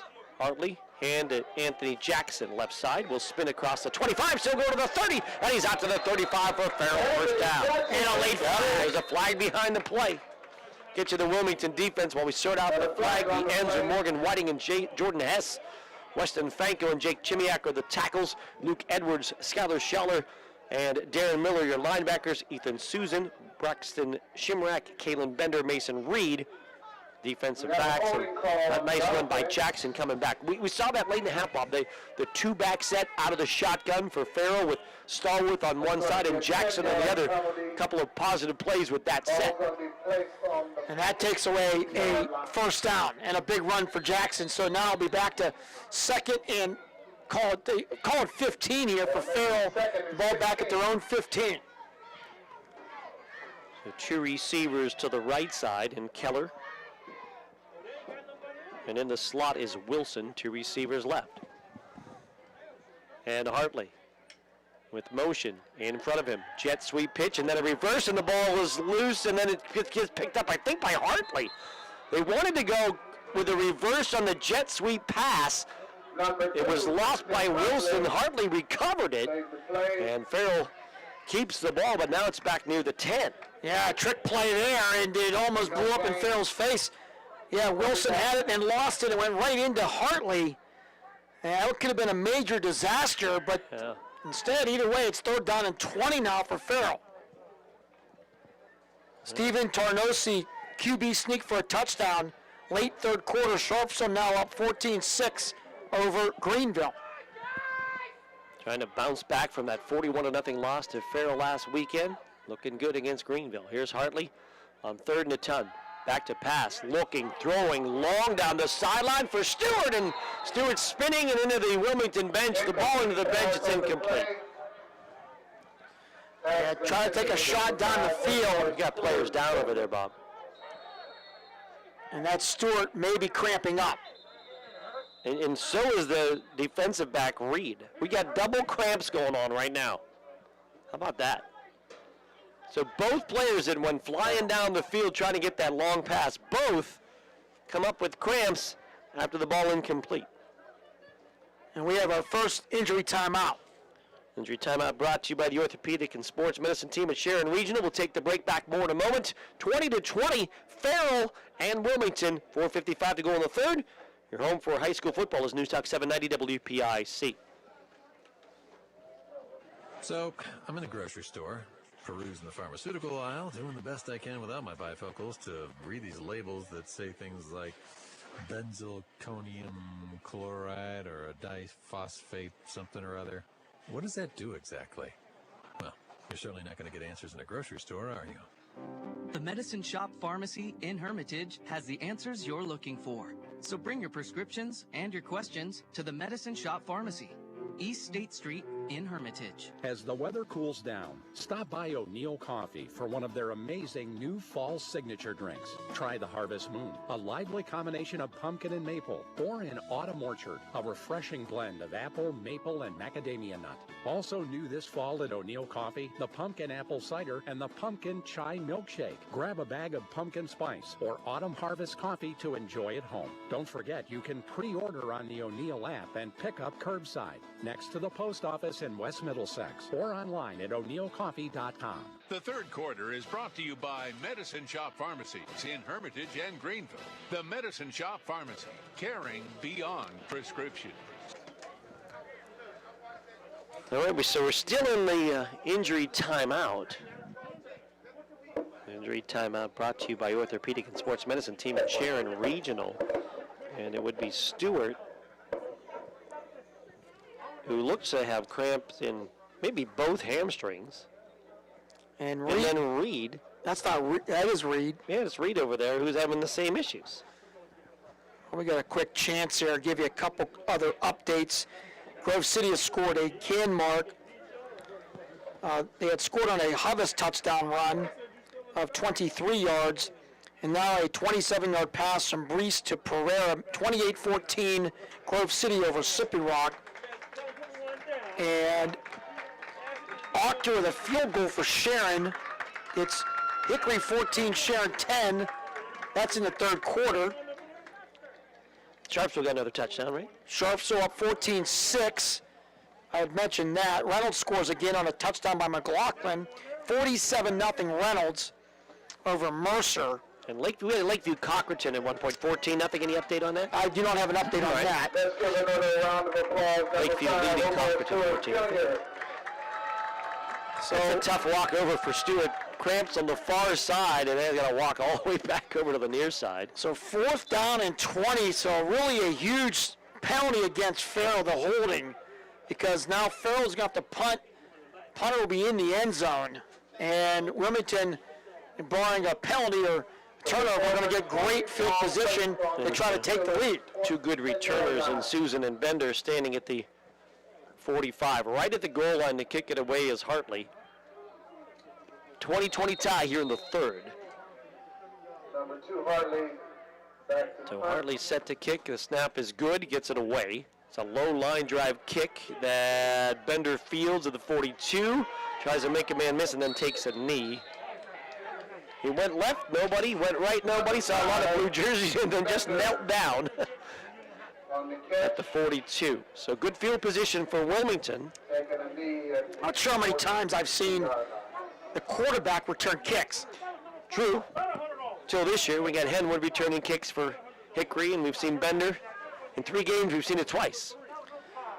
I thought you were going to say how many times you've seen the returner just take a knee right in the middle of the field. It is 2020, so it's the year of seeing things you've never seen before, so why not? So with Reed playing defensive back out with the cramps, now the wide out is Cole McAllister. He's wide left. Wing T set, hand up the middle, and Miller inside the 40, and weaves to the 38-yard line. Strickland with the tackle. And the way this running game is going, I'm not sure that Coach Phil is going to be throwing the ball too often here down the stretch. We did not have any attempts to read in the first half. Susan's got a couple of catches. 2nd down and 6. Moving right to left. Wing T set, pitch to Susan. Stutter set, gets a corner. 35, 30, first down, makes a man miss. 25 and 20, and the pile stops right at about the 20-yard line. Ethan Susan with a nifty run. 17 yards for Susan, give him 100 for the game. And the one thing I've seen now, as we're going into this late stages of the third quarter, Farrell not getting much penetration at all. No, and then how about Susan getting the corner? You don't get a lot of players that get the corner against Farrell. But Susan, with great speed to the outside, able to turn it. 1st and 10 at the McCandless, Ford, Mercer, and Meadville red zone, right at the 20-yard line. Yeah, Susan, one of the fastest players in District 10. There's no question about that. Wing right is Edwards. Susan split in the backfield with Miller. Under center, Bender. Hands to Miller. Straight up the gut. And he'll grab about 3, if not 4. 3:30 to go, third quarter. Mark Slazak with Bob Greenberg from Farrell High School, tied at 20 with Wilmington. And Farrell, first of maybe 3 matchups this year, 2 for sure. Now together in Region 2, together in AA. Second matchup is going to be at Wilmington on a Saturday night. 2nd down and 7 here. Moving right to left for the Hounds in the white jerseys with the blue pants and blue helmets. And the keeper, right side, Bender, gets through a hole, 10, 5, and he's in for a touchdown. Kalen Bender goes 17 yards for the score. I don't think Farrell knew that Bender had kept it, and he weaved his way through the black jerseys, nobody able to bring him down. Touchdown, Wilmington, and the first lead of the game for the Greyhounds with 2:54 to go in the third. Kalen Bender with a very nifty run there, and once again, his veteran play with great ball faking kept Farrell off balance, And now Wilmington leading 26-20. Hartwell will attempt the extra point at the goal to our left. Bender will hold. Trying to make it a 7-point game, and a flag comes in. Flag on the play. Offside Farrell. And this is the second time we've seen Farrell line up offside on an extra point attempt. Offside defense. Ball's going to be placed half the distance. Sippy Rock has scored. It's now Grove City 28, Sippy Rock 21 in the third quarter. And they'll move up about a yard or so, yard and a half, to attempt the extra point. Hartwell out of the Bender hold. Go to our left, trying to make it a 7-point game. And the snap is back, the ball is down, the kick is up, and the kick is good. With 2:54 to go in the third quarter, Wilmington now with their first lead. Wilmington 27, Farrell 20. We're back with more in a moment on your home for high school sports. News Talk 790 WPIC. I'm in a grocery store, perusing the pharmaceutical aisle, doing the best I can without my bifocals to read these labels that say things like benzylconium chloride or a diphosphate something or other. What does that do exactly? Well, you're certainly not going to get answers in a grocery store, are you? The Medicine Shop Pharmacy in Hermitage has the answers you're looking for. So bring your prescriptions and your questions to the Medicine Shop Pharmacy, East State Street in Hermitage. When there's work to do, ground to break, and a reputation to uphold, you need the powerful, durable Kubota RTVX, North America's #1 selling diesel utility vehicle. Now get the RTVX for 0 down, 0% APR for 48 months or save $400 now through October 31st. See us or go to KubotaUSA.com for full disclaimer. Test drive a Kubota today at M&R Power Equipment on Route 18 in Hermitage or on Route 68 in Butler. The third quarter is brought to you by Medicine Shop Pharmacies in Hermitage and Greenville. The Medicine Shop Pharmacy, caring beyond prescription. Number 22, Daniel Hartwell, back to kick. Right back here, Palacios Stadium, Falcone Field, Wilmington, with a 4-play, 42-yard drive for the touchdown, and they lead 27-7 after the Hartwell extra point, the first Wilmington lead of the night. Hartwell to kick it off deep. Wilson takes it at the 20-yard line. 25, quarter to the 30, 35, 40, still on his feet, 45, and running out of bounds. A big return for Colin Wilson, and a flag comes in at the end of the play. There's some pushing and shoving near the sideline. We might have a late hit out of bounds, not on the carrier, but on one of the blockers. So let's see. The ball right now spotted at the 47, and the officials are talking it over. It was extracurricular that ended up about 5-10 yards beyond the play, with players spilling in to the Farrell bench area. I'm not sure who initiated it or how it ended up, so the officials will sort it out, as we just saw players flying out of bounds, and they're going to pick up the flag. Good pickup there by the officials. Obviously, whatever happened didn't reach the threshold to penalize either team. So Farrell will get it at their own 40, call it the 46-yard line, 1st and 10. So Farrell will send Keller wide to the left. Strickland an H-back left as he sits between the left guard and left tackle. Two receivers right, Hartley in the shotgun. Wilson motions in front. Fake to Wilson, hand to Stallworth. At the 50, breaks the tackle. Center step 40 to the 35, sideline 30, and shoved out of bounds at about the 25-yard line. Marking at the 24, Anthony Stallworth with a big run. That'll be a run of 30 yards for Anthony Stallworth. And just a little misdirection with Wilson to kind of get the defense just a little bit off balance, and then Stallworth, boy, big-time run. Farrell now down to the Wilmington 24. Yeah, Wilson with a couple of big plays last week against Sharpsville. You have to honor his speed.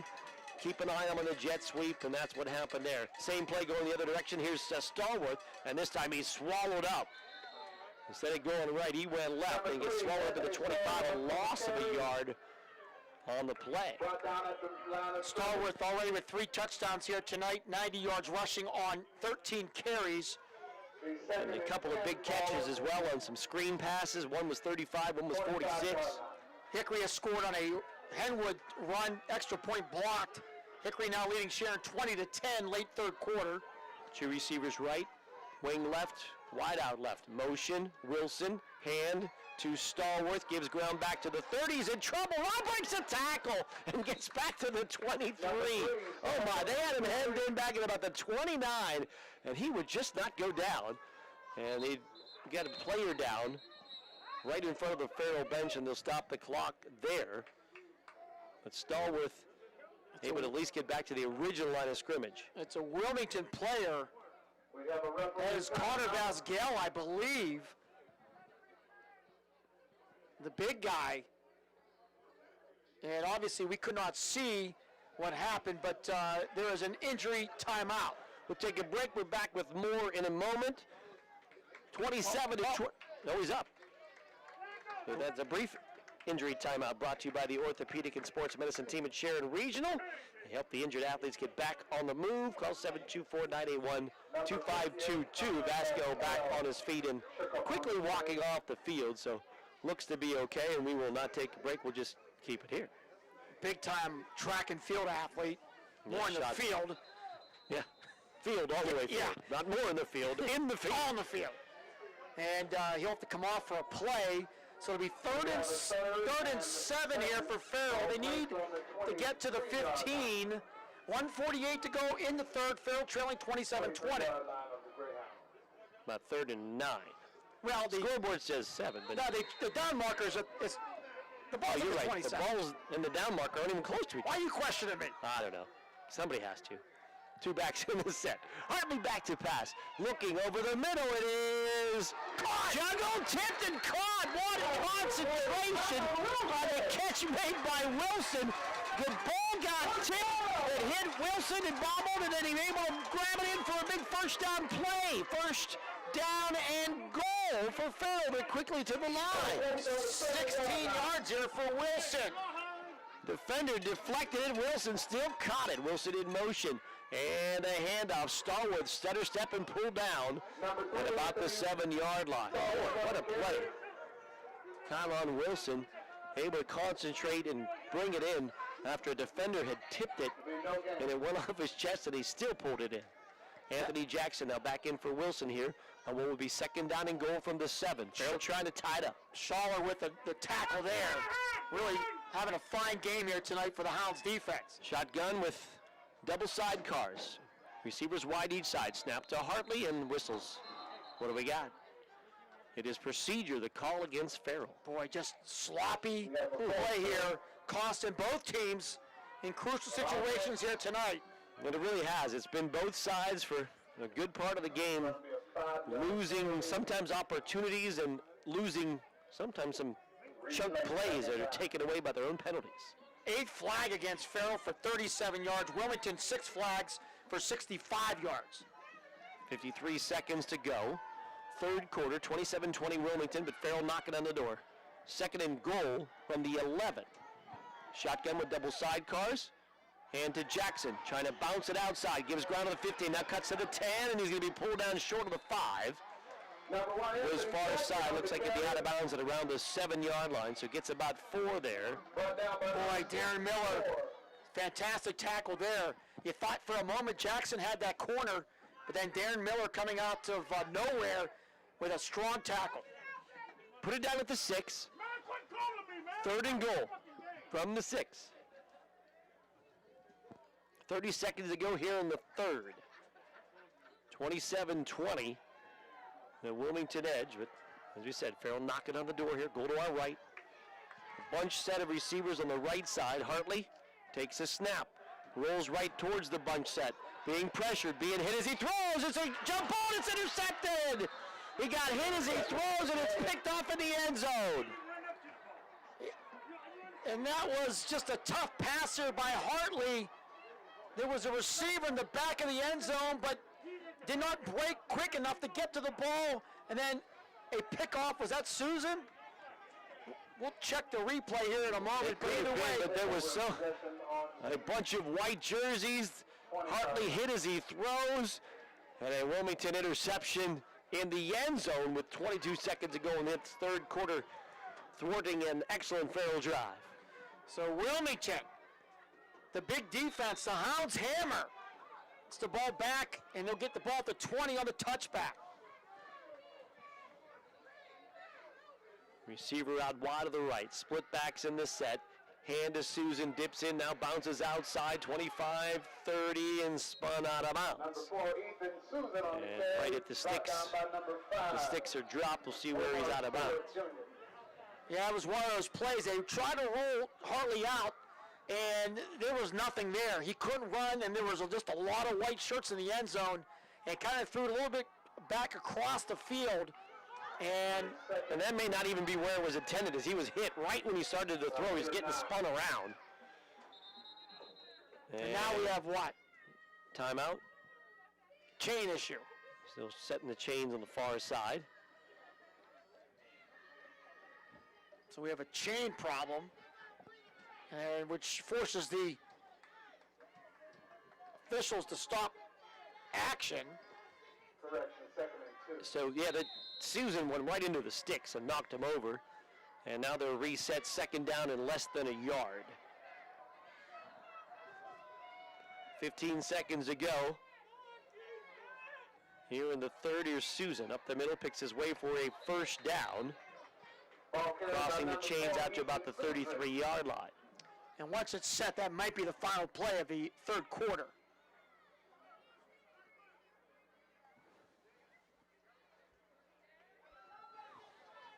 And let's see, now it's set. And they'll run it, and that will be the last play of the 3rd. Wilmington not going to run another play. So the 3rd quarter will end, and after 3, the score 27-20. Wilmington leading Farrell. Back with more in a moment on News Talk 790 WPIC. Here, the season 2, Let the Prices Fall!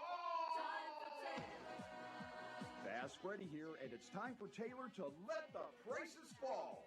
Lease a new 2020 Sportage LX all-wheel drive and pay only $239 a month for 36 months with 0 due at signing. 0 due at signing. Do you have a job? Do you need a car? Our credit team is standing by to help by giving you up to $7,000 over KBB fair value towards the purchase of any select 2020 Sorento in stock. $7,000! Directly in your pocket to get you in a new Kia today. It's time for Taylor and time to let the prices fall at Taylor Kia of Boardman and Hermitage. Approved credit, 10K annual miles plus tax, title, security deposit, and fees. 0 due at signing. 7K trade-in offer valid on select 2020 Sorentos only. Takes on stock customer pay. Time for Taylor. As the weather cools down, stop by O'Neill Coffee for one of their amazing new fall signature drinks. Try the Harvest Moon, a lively combination of pumpkin and maple, or an Autumn Orchard, a refreshing blend of apple, maple, and macadamia nut. Also new this fall at O'Neill Coffee, the Pumpkin Apple Cider and the Pumpkin Chai Milkshake. Grab a bag of pumpkin spice or Autumn Harvest coffee to enjoy at home. Don't forget, you can pre-order on the O'Neill app and pick up curbside, next to the post office in West Middlesex, or online at o'neillcoffee.com. The 4th quarter is brought to you by Flynn's Tire and Auto Service. Flynn's will get you in right now. Greyhounds. All right, we're back here, ready to start this 4th quarter. Wilmington got the lone score of the 3rd. Farrell knocked on the door, had a turnover in the end zone. And Wilmington gets it back now as they have the ball at the 32-yard line, working left to right. Susan in motion, and whistles will blow. And we're going to have an offside against Farrell for the play. Couple updates. Levi Swartz scores on a 1-yard run. Greenville misses the 2-point conversion. Sharpsville leads 14-12 with 4:06 to play in that game. Michael Henwood, 72-yard run for Hickory. Hickory up 27-10, 4th quarter against Sharon. 5-yard penalty, ball placed on the 36. So it'll be 1st and 5 after the offside penalty.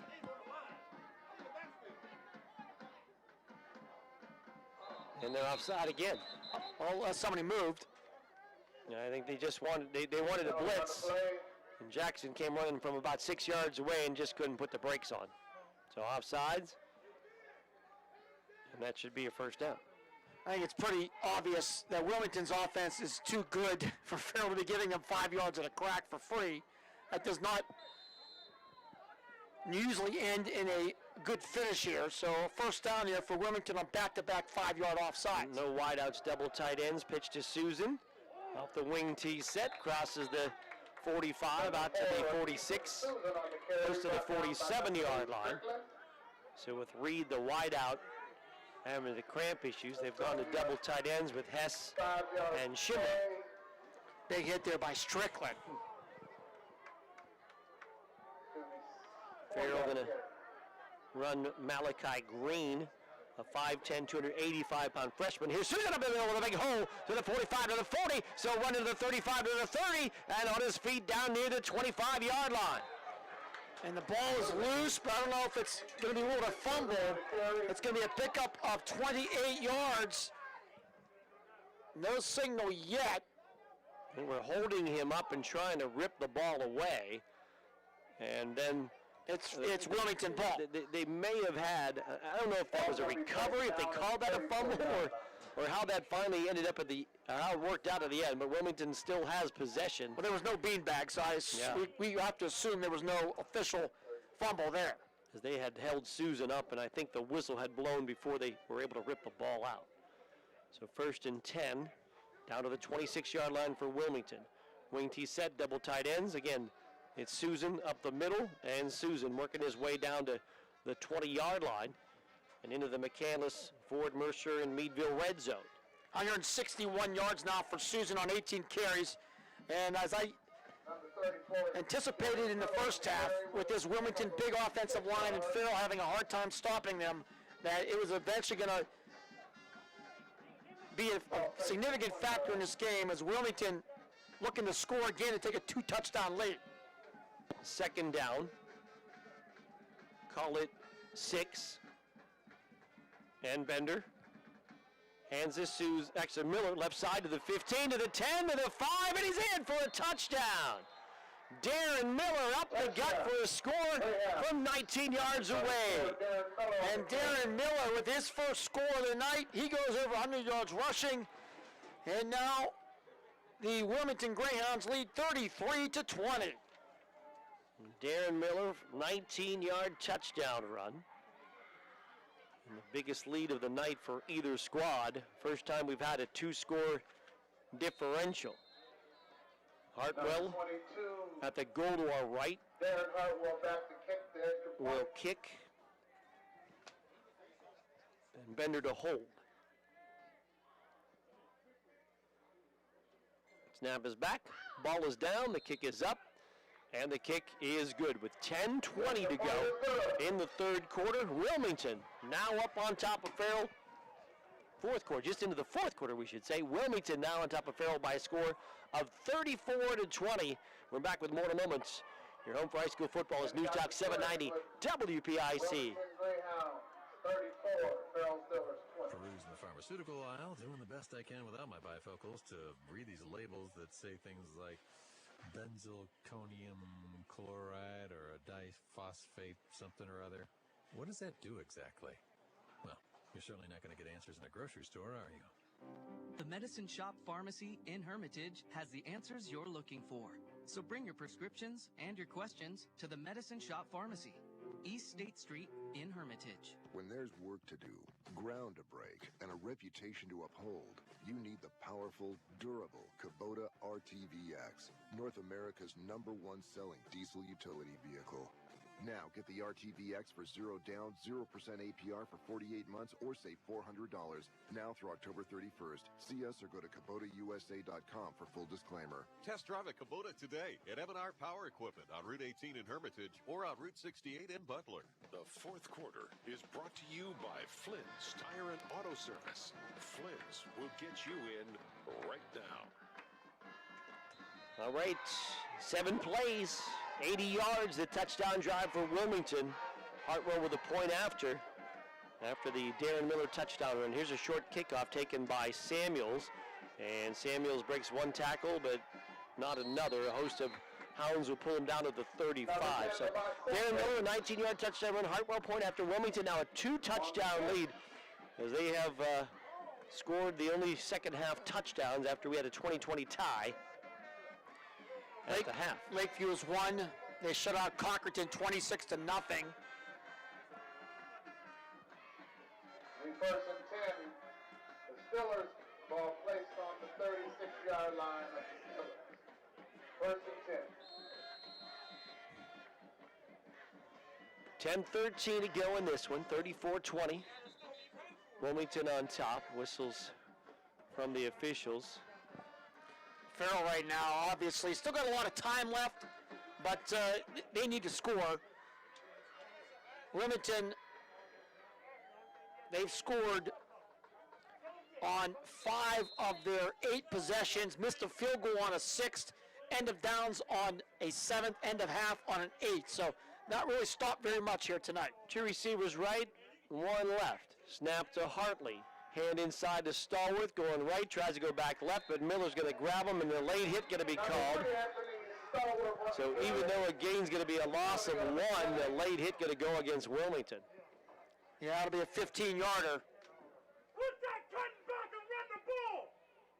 Henwood with another rushing touchdown for Hickory with 9:04 now. Hickory well in front of Sharon, 34-10. And the Sharpsville Blue Devils, they win, hold off to beat Greenville 14-12. So Greenville got the late touchdown, did not get the conversion. Paul Piccarelli with win number 211.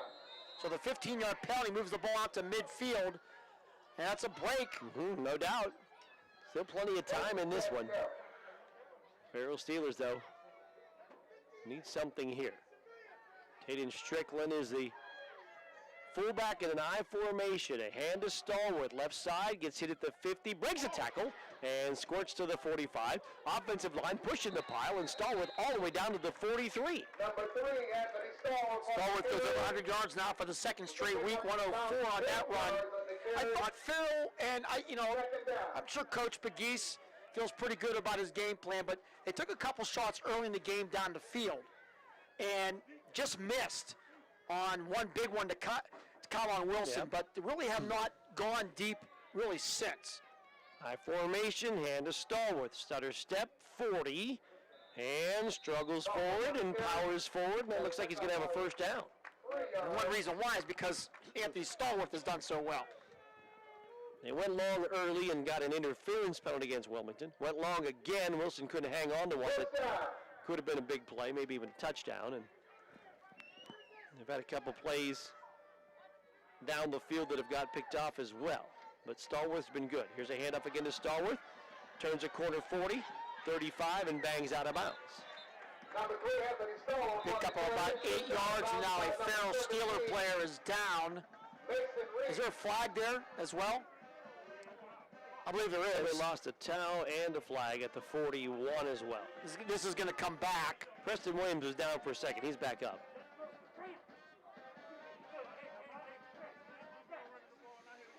So bring it back. Flag on the play. Holding against Farrell. That is flag number 11 for Farrell. We've had 7 for Wilmington.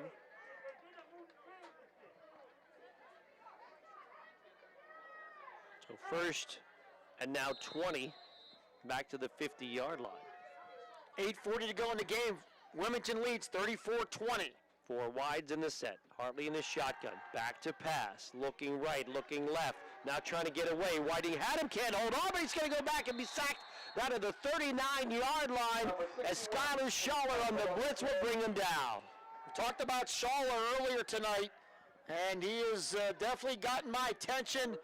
Hartley did not have much time, could not get away. He will lose 11 yards. It'll be second and really long here for Farrell. He had good coverage, and Whiting had his arm, spun him around. Whiting couldn't bring him down, but he spun him right into Schaller, who finished him off for the sack.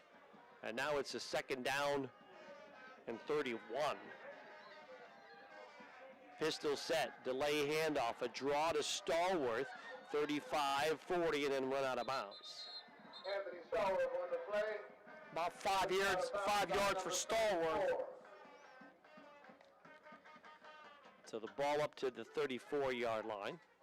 tell you one thing. It's a little, for me, it's a little anticlimactic because we know these two teams are playing again in a couple weeks, and barring anything else, there's a really good chance they're going to play again in October in the District 10 playoffs. So unlike the past couple years where it was a one-and-done type situation, from Farrell's perspective, they know they're going to get another crack at Wilmington, at least one.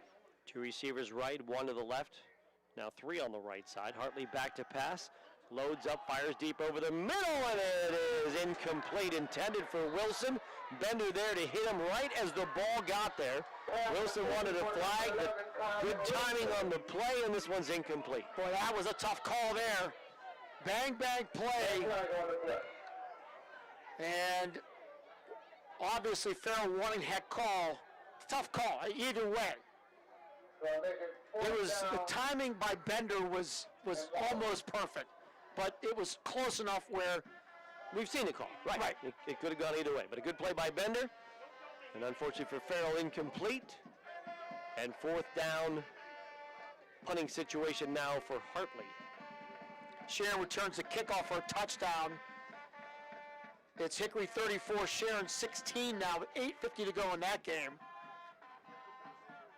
And believe it or not, I thought we would be the last game of the night, and it's going to be close. Low snap, Hartley goes down on a knee to grab it. Punt away, grabbed by Susan at the 27. Flags as he goes to the 35 to the 40 and into the Wilmington bench.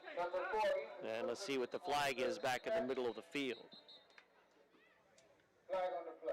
Look how our defense walking out. I wonder how many, if we have to think about it, do we have more flags tonight than we had cramps last week? We had a lot of cramps. Yeah, we had a lot of cramps last week. I think at this point we have more flags. We have 19 flags. We did not have 19 cramps. Okay, we well, might have had 10. It seemed like we 19. might have had 10. Yeah, there was a lot of cramps last week. And that penalty will take away the good punt return by Susan. Illegal block on the Hounds from 30. They'll back it up to the 20-yard line. 7:30 to go here in the game. Farrell, they have been shut out here in the second half. And really Wilmington taking control. End of that second quarter is when we really saw the kind of the change of momentum for sure. And Wilmington scoring late to tie the game, and then Wilmington coming out and scoring to take the lead to start the third quarter. Double tight end, double wing set for Wilmington. Shimrak comes in to join Hess at tight end. Miller, the fullback, in the set with Edwards wing left, and on the wing right is Susan. They'll pitch to Susan, turns it up the field. Susan to the 20, Susan to the 25, and Susan out to the 29-yard line. So nearly 9 on the run for Susan, who was contacted almost as immediately as he got the football, but able to power through for 9. I want to remind you, we have a full post game here from Farrell, including our O'Neill Coffee Player of the Game presentation, announce our lock, stock, and barrel play of the game, final scoring, final stats, and then back to the studio for the Sharon Regional 5th quarter scoreboard show till 11 o'clock. And we got whistles and the officials' timeout as teams approached the ball. We have a referee timeout. And they are sending Wilmington player Chimiak. Is that an equipment issue maybe? Off the field for a moment. Or bleeding, one or the other, but something you had to be taken off the field. The officials sent him out. Reed back in for Shimrak. Xavier McDonald comes into the offensive line for Wilmington. Out wide to the right will be Reed. Wing T set. Susan in motion, pitch to Susan's got the corner, 35, 40, gets a block, 45, 50, gets another block down the field, cut back, one man a chance to catch him, they'll dive and bring him down at the 15-yard line, maybe the 10, we'll see where they call it. It's the 10-yard line, big run by Ethan Susan, saving tackle by Farrell, but still a huge run in his first and goal. Nope, take it away. Look back, there's a flag back at the 32. 62-yard run negated by a penalty, another penalty. And Susan's already having a huge game. And I actually looked back once, and I didn't see the flag, but I didn't look a second time, and then it came out. But somebody must have been blocking me on that. But, boy, that was a huge run. Big-time play by Susan, who is a special player. Whatever the issue was with Chimiak, he's back in there. Grove City has beaten Slippery Rock. It's a final 34-21.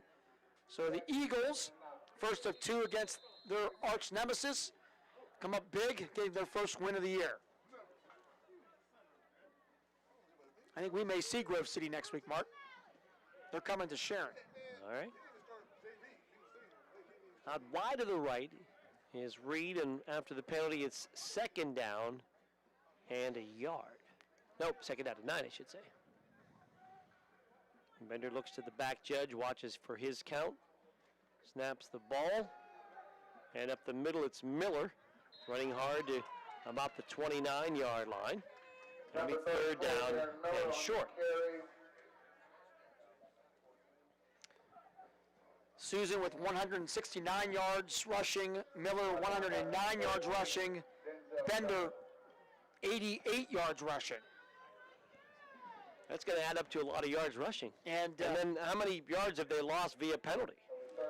100. I'm just even thinking of run plays. Yeah. We can't even tally that, you know what I mean? Another 100 yards probably. That's probably pretty accurate on different runs, including that Susan run, which was very long. Third down and about a yard. And the pitch back to Susan. Squirts through a hole. First down. Across the 30 out to the 33-yard line. 5:06 left in this one. It's been Wilmington, the only team to score here in the second half, and the Hounds, with the 2 second-half scores, lead 34-20. We were tied at the half. 5:04 to go. And all of a sudden, it got really chilly out. I mean, it is supposed to be 35 tonight. Yeah. I mean, it is. When the sun went down, you noticed it right away. It's 47 right now, but it is getting chilly for sure. Not as chilly for Wilmington, that's for sure. They lead here by 14. Where Marion Whitehead touchdown gives Hickory now a 41-16 lead after the Jones extra point against Sharon. Motion Edwards, hand to Miller. Miller up the middle, and Miller moving the pile across the 40 to the 42-yard line.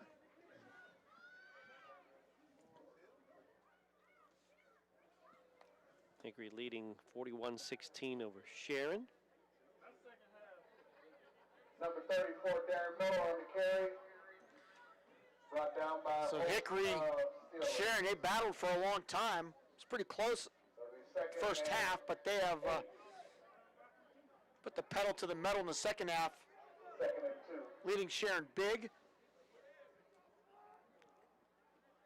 Down to under 4 minutes to go in this game. Wilmington leading by a score of 34-20. Double tight ends, wing T set. Susan in motion, takes the pitch, first down run, and dips for more to the 50 to the 45 and out of bounds into Farrell territory. Well, where they mark him out of bounds at the 44-yard line. 15 more yards. You know, we talk about this game in our pregame, and I remember the last thing I said was, I think ultimately the game's going to be won up front, and whoever could control the line of scrimmage better was going to win this game. And the highly touted Wilmington offensive line has come up huge here again tonight. And it's just been a big second half. Farrell and Wilmington were going back and forth, touchdown for touchdown. Farrell, Wilmington. And then Wilmington got the ball to start the second half and missed a field goal, but then able to stop Farrell and score on their next possession. Here's a handoff, and this time Miller gets swallowed by Anthony Jackson after a short gain. I mean, you think about this game tonight, Mark, and I said it earlier, how many times have you seen Farrell with penetration in the Wilmington backfield? I say a lot of times you're right, Bob, because of the contact that's coming, and even on that play, which was a nice defensive play by Jackson, it's still 2 yards down the field before they wrap him up. But Farrell will make the adjustments, and it will be interesting to see how those play out when they meet each other in a couple weeks down at New Wilmington. Second down and 8, moving left to right.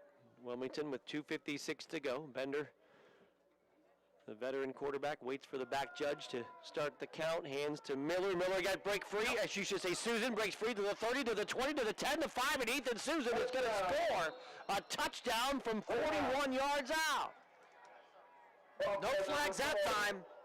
So Ethan Susan with another touchdown, over 200 yards rushing here tonight. And the Wilmington Greyhounds on their way to a big-time victory here in Farrell. 41 yards on the touchdown for Susan. Daniel Hartwell will attempt the extra point out of the hold from Kalen Bender.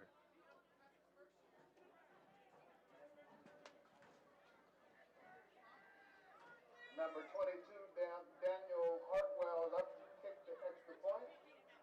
So goal to the right for Hartwell. Snap is back. Ball is down. Kick is up. And the kick is good. 2 minutes and 43 seconds to go in the fourth quarter. It is Wilmington 41, Farrell 20. We'll take a break. Back with more momentum here home for high school football. News Talk 790 WPIC.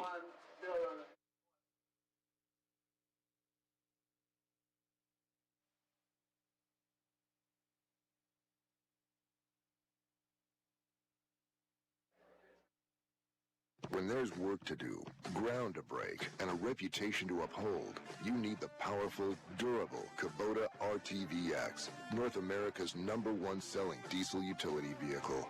Now get the RTVX for 0 down, 0% APR for 48 months or save $400 now through October 31st. See us or go to KubotaUSA.com for full disclaimer. Test drive a Kubota today at M&R Power Equipment on Route 18 in Hermitage or on Route 68 in Butler.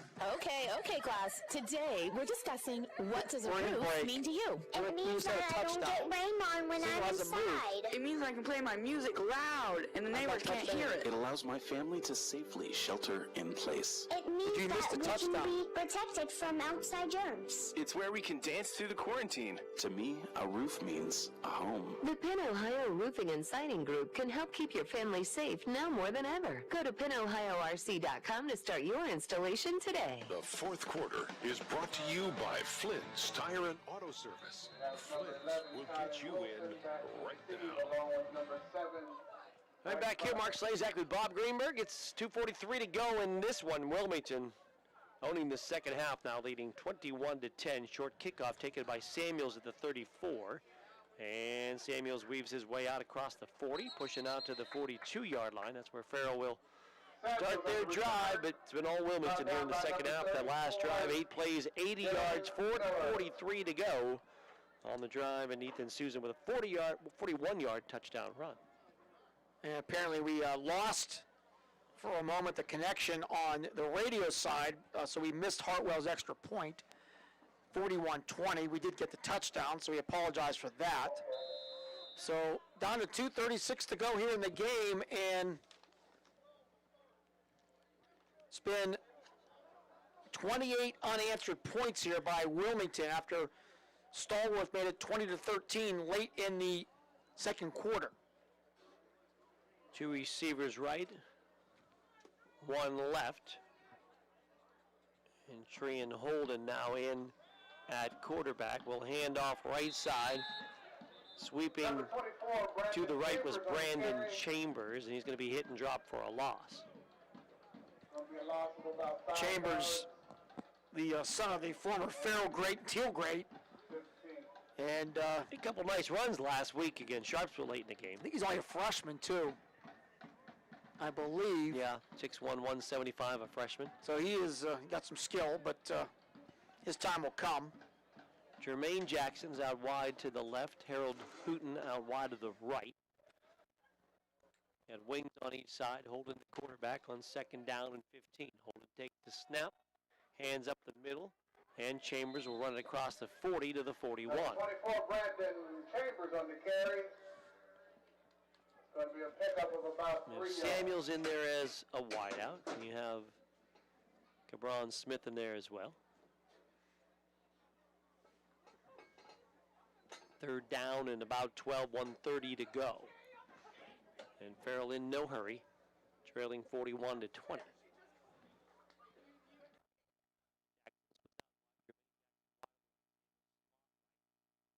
Wilmington wide. Samuels, fake to Samuels, give to Chambers, hit at the 40, and it'll be pushed down there for no gain.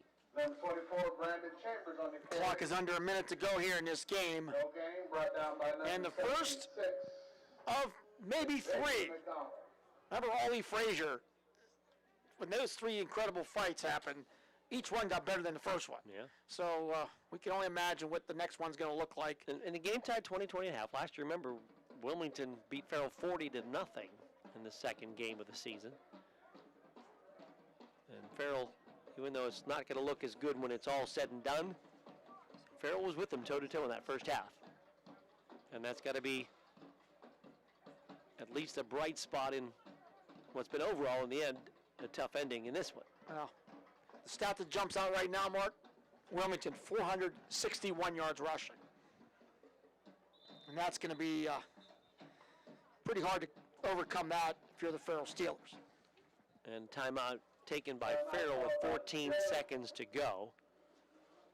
On 4th and long, they let the clock run down as much as possible.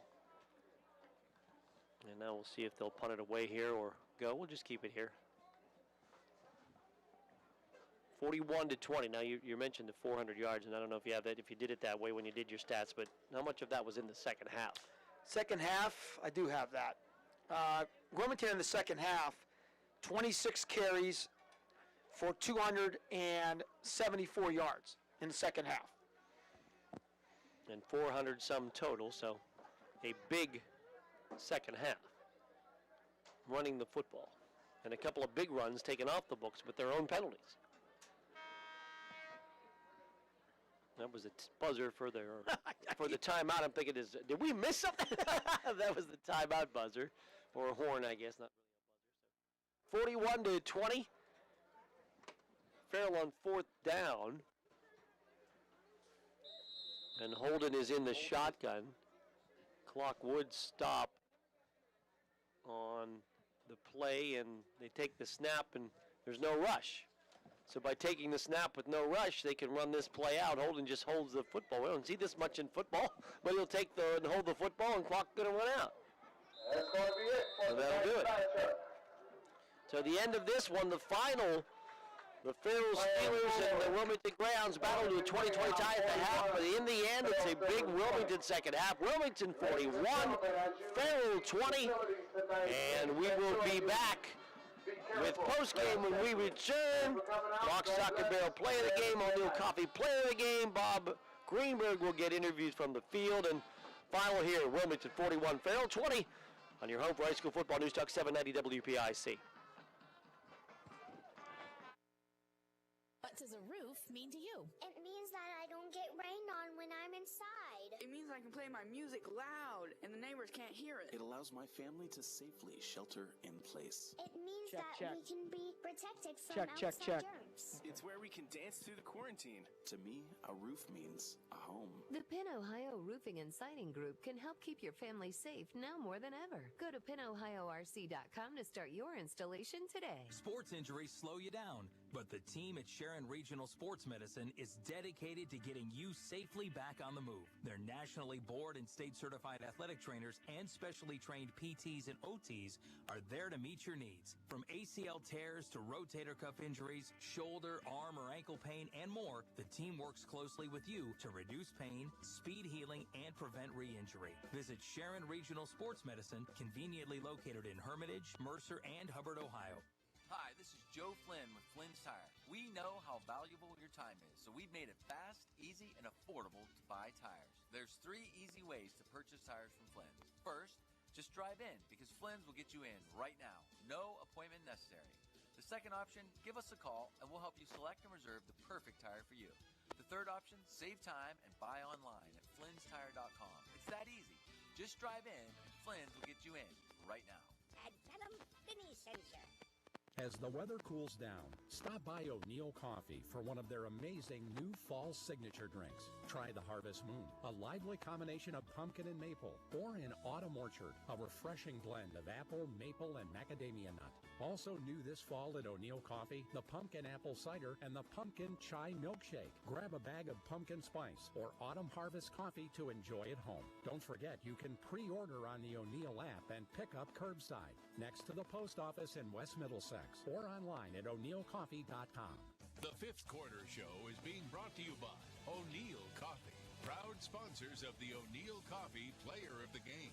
Visit them online at o'neillcoffee.com. Back here, Mark Slazak along with Bob Greenberg, where the Wilmington Greyhounds have a big second half, and they knock off the Farrell Steelers by a score of 41-20, and here's how it went. Anthony Stallworth with 10:32 to go in the first quarter got Farrell on the board to start this game on a 5-yard touchdown run. 4 plays, 54 yards on the drive. Point after made it 7-0 Farrell. Kicked by Samuels. Wilmington answers. 49 seconds to go in the quarter. 1-yard run by Caleb Bender. Capped the 9-play, 38-yard drive. And Hartwell with a point after to make it 7-7. Second quarter saw 2 touchdowns apiece. 46-yard screen pass. Christian Hartley to Anthony Stallworth with a Samuels kick. Gave Farrell a 14-7 lead. Answered by Wilmington with a 4-yard run by Luke Edwards. But that kick was extra point, was wide, making it 14-13 Farrell. Farrell scores next on a 4-yard run by Anthony Stallworth. 7-play, 69-yard drive. Their kick wide, and Farrell led 20-13 with 2:22 to go in the half. And then with 30 seconds to go in the half, a 2-yard run by Ethan Susan, his 3rd touchdown of the year. Hartwell with a point after, and Wilmington had tied Farrell right before the half at 20-20. Second half, all the scores in Wilmington's favor. 17-yard run by Caleb Bender with 2:54 to go in the 3rd. And a Hartwell kick made it 27-20. 2 more Wilmington scores in the 4th. Darren Miller on a 19-yard touchdown run with a Hartwell kick. And Ethan Susan caps the night with a 41-yard touchdown run and a Hartwell kick. And Wilmington wins it by a score of 41-20.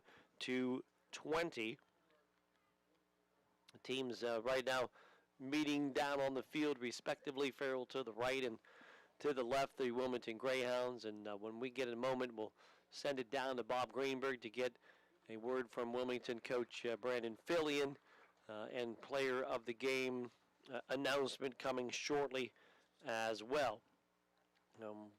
Lock, stock, and barrel scoreboard.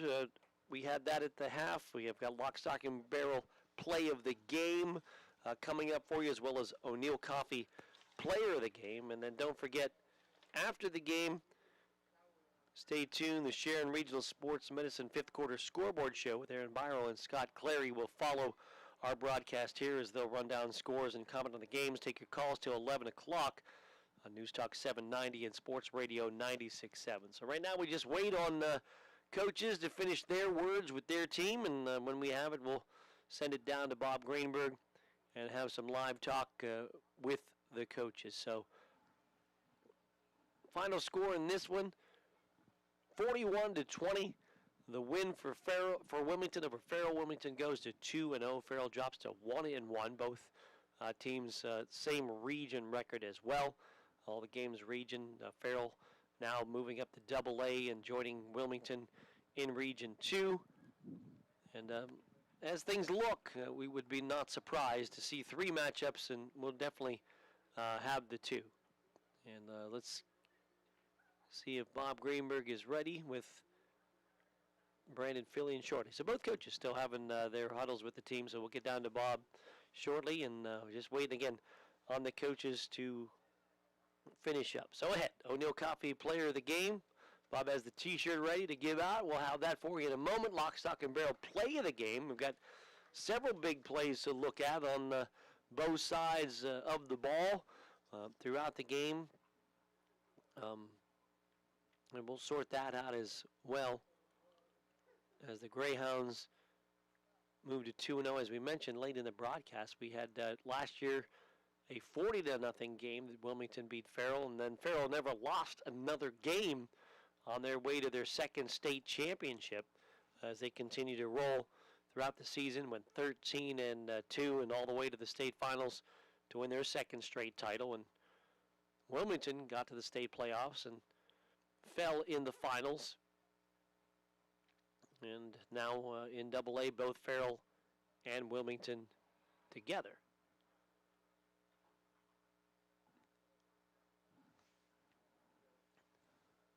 Again, Sharon Regional fifth quarter show coming up shortly. Aaron Byra, Scott Clary run down some of the scores. We had a Grove City win over Slippery Rock reported. Hickory was well in front of Sharon here as things were winding down. Reynolds was well in front of Mercer as things were running down. Sharpsville had a 14-12 win over Greenville. Greenville scored late, went for two, didn't get it.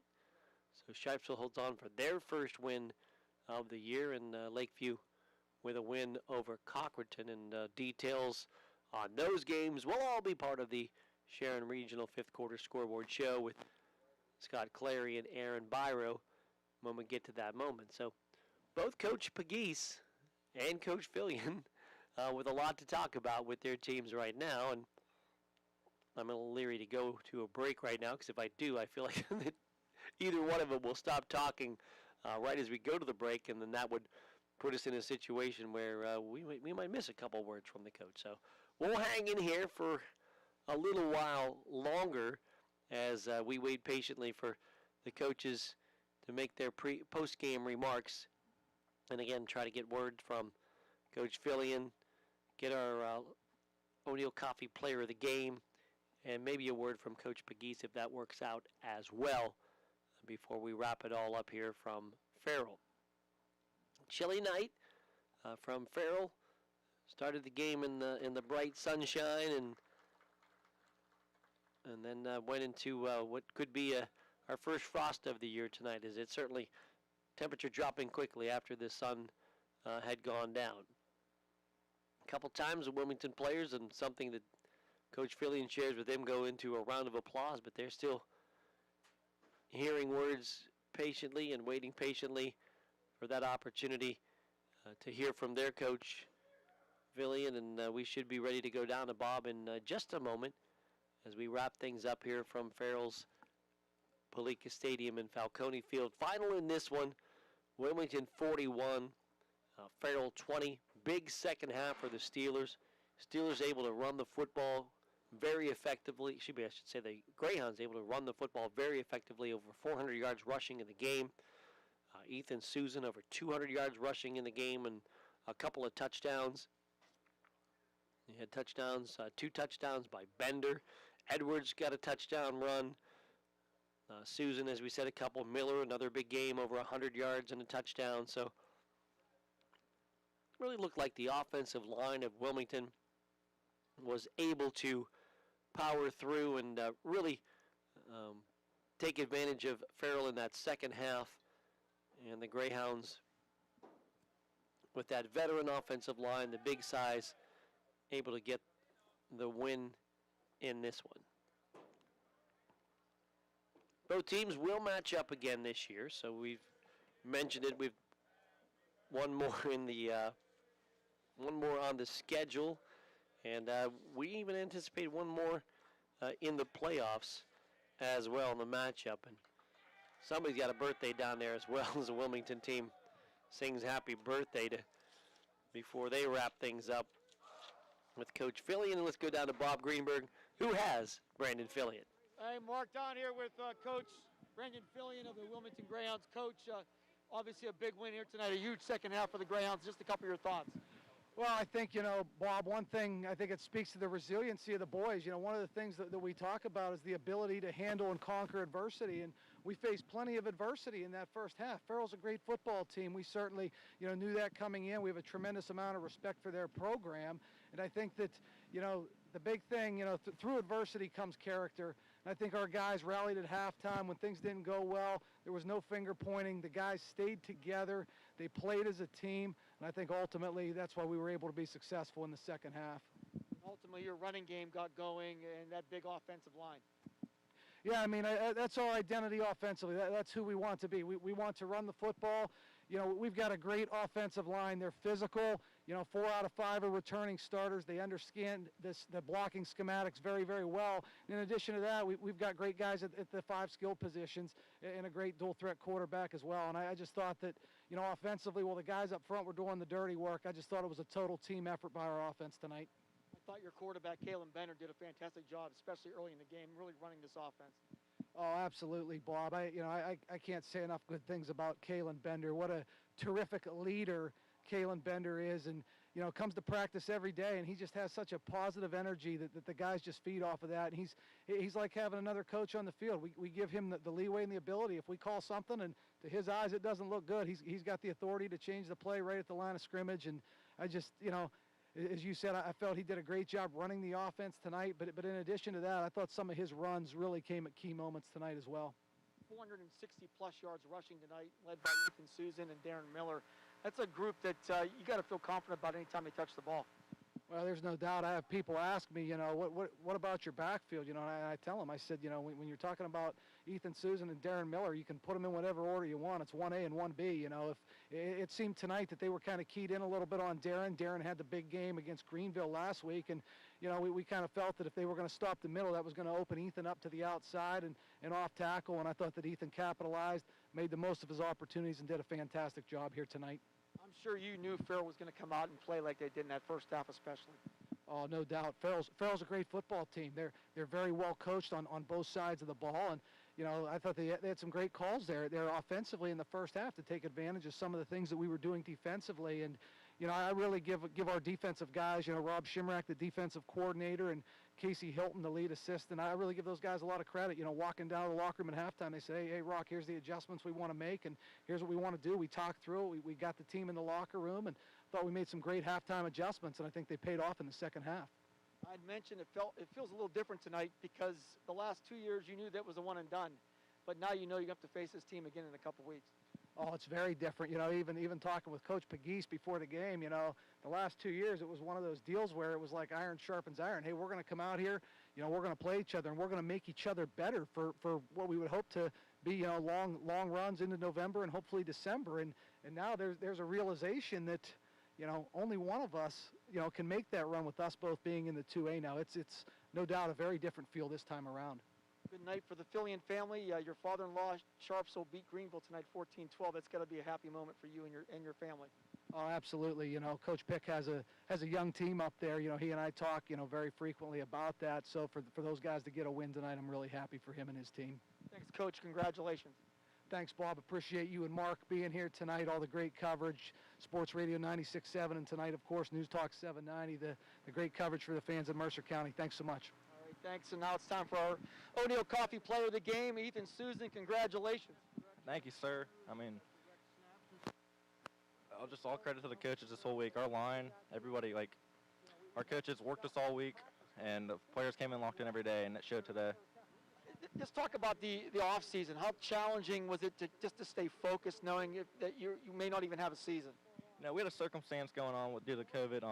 Players weren't able to get together, and workouts had to be separate. But I know from Wilmington and our coaching staff that all the players are locked in this week. We had workouts pretty much every day. Everybody's showing up. Everyone's getting their work done, and it shows today how hard we worked this summer. How good's this offensive line? Is this the best line you've played behind? Yeah, I think so. Anytime I can just credit all our running back. Anytime they get the ball, there's pretty much a gap anytime we run the ball. So that's credit to the line getting down and working hard. And that's credit to them working all summer, putting in the work and getting better, and that's just credit to them. This senior class is pretty special. A lot of players on both sides of the ball. I think we got 9 returning starters back, and it showed that they had no stop. We're just pushing forward from last year, and we're just getting better every game. You guys have to be excited. You don't get to play big games normally in September, but tonight was a big game. Farrell's a great team. They have a great coaching staff and great players, and I can tell they worked hard this game, and they put in a good play call and a good everything this whole game, and we just came out and worked hard, and we pushed all 4 quarters, and it just showed that the coach had prepared us well. Ethan Susan, congratulations, our O'Neill Coffee Player of the Game. Thank you. I appreciate it. All right, there you go, Mark. That's it from the field. Back up to you. All right, thank you very much, Bob Greenberg. Again, final score in this one, Farrell falling to Wilmington by a score of 41-40.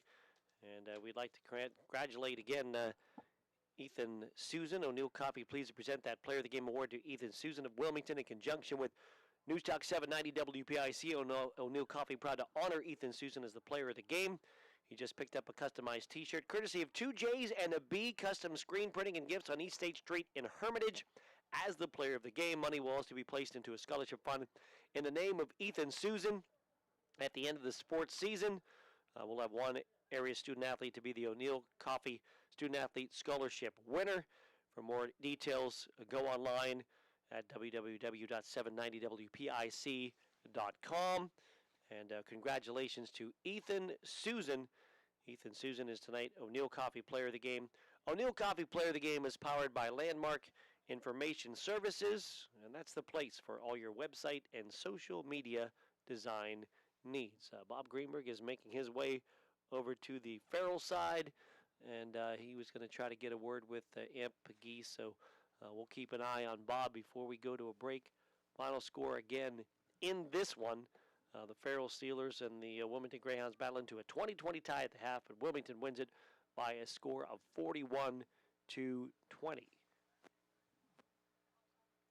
And we will go down to Bob again with Coach Pegues, if at all possible. Mark, you got me? Yep, we're good. Go ahead. Thanks, Don, here with Coach Pegues. Obviously, Coach, you got off to a great start, but not the finish you hoped for. You know.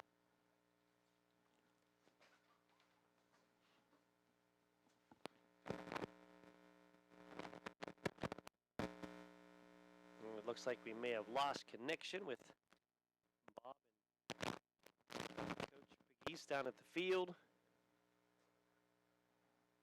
And with that, we'll take a break. We're back with more in a moment. Final score here, Wilmington 41, Farrell 20 on News Talk 790 WPIC.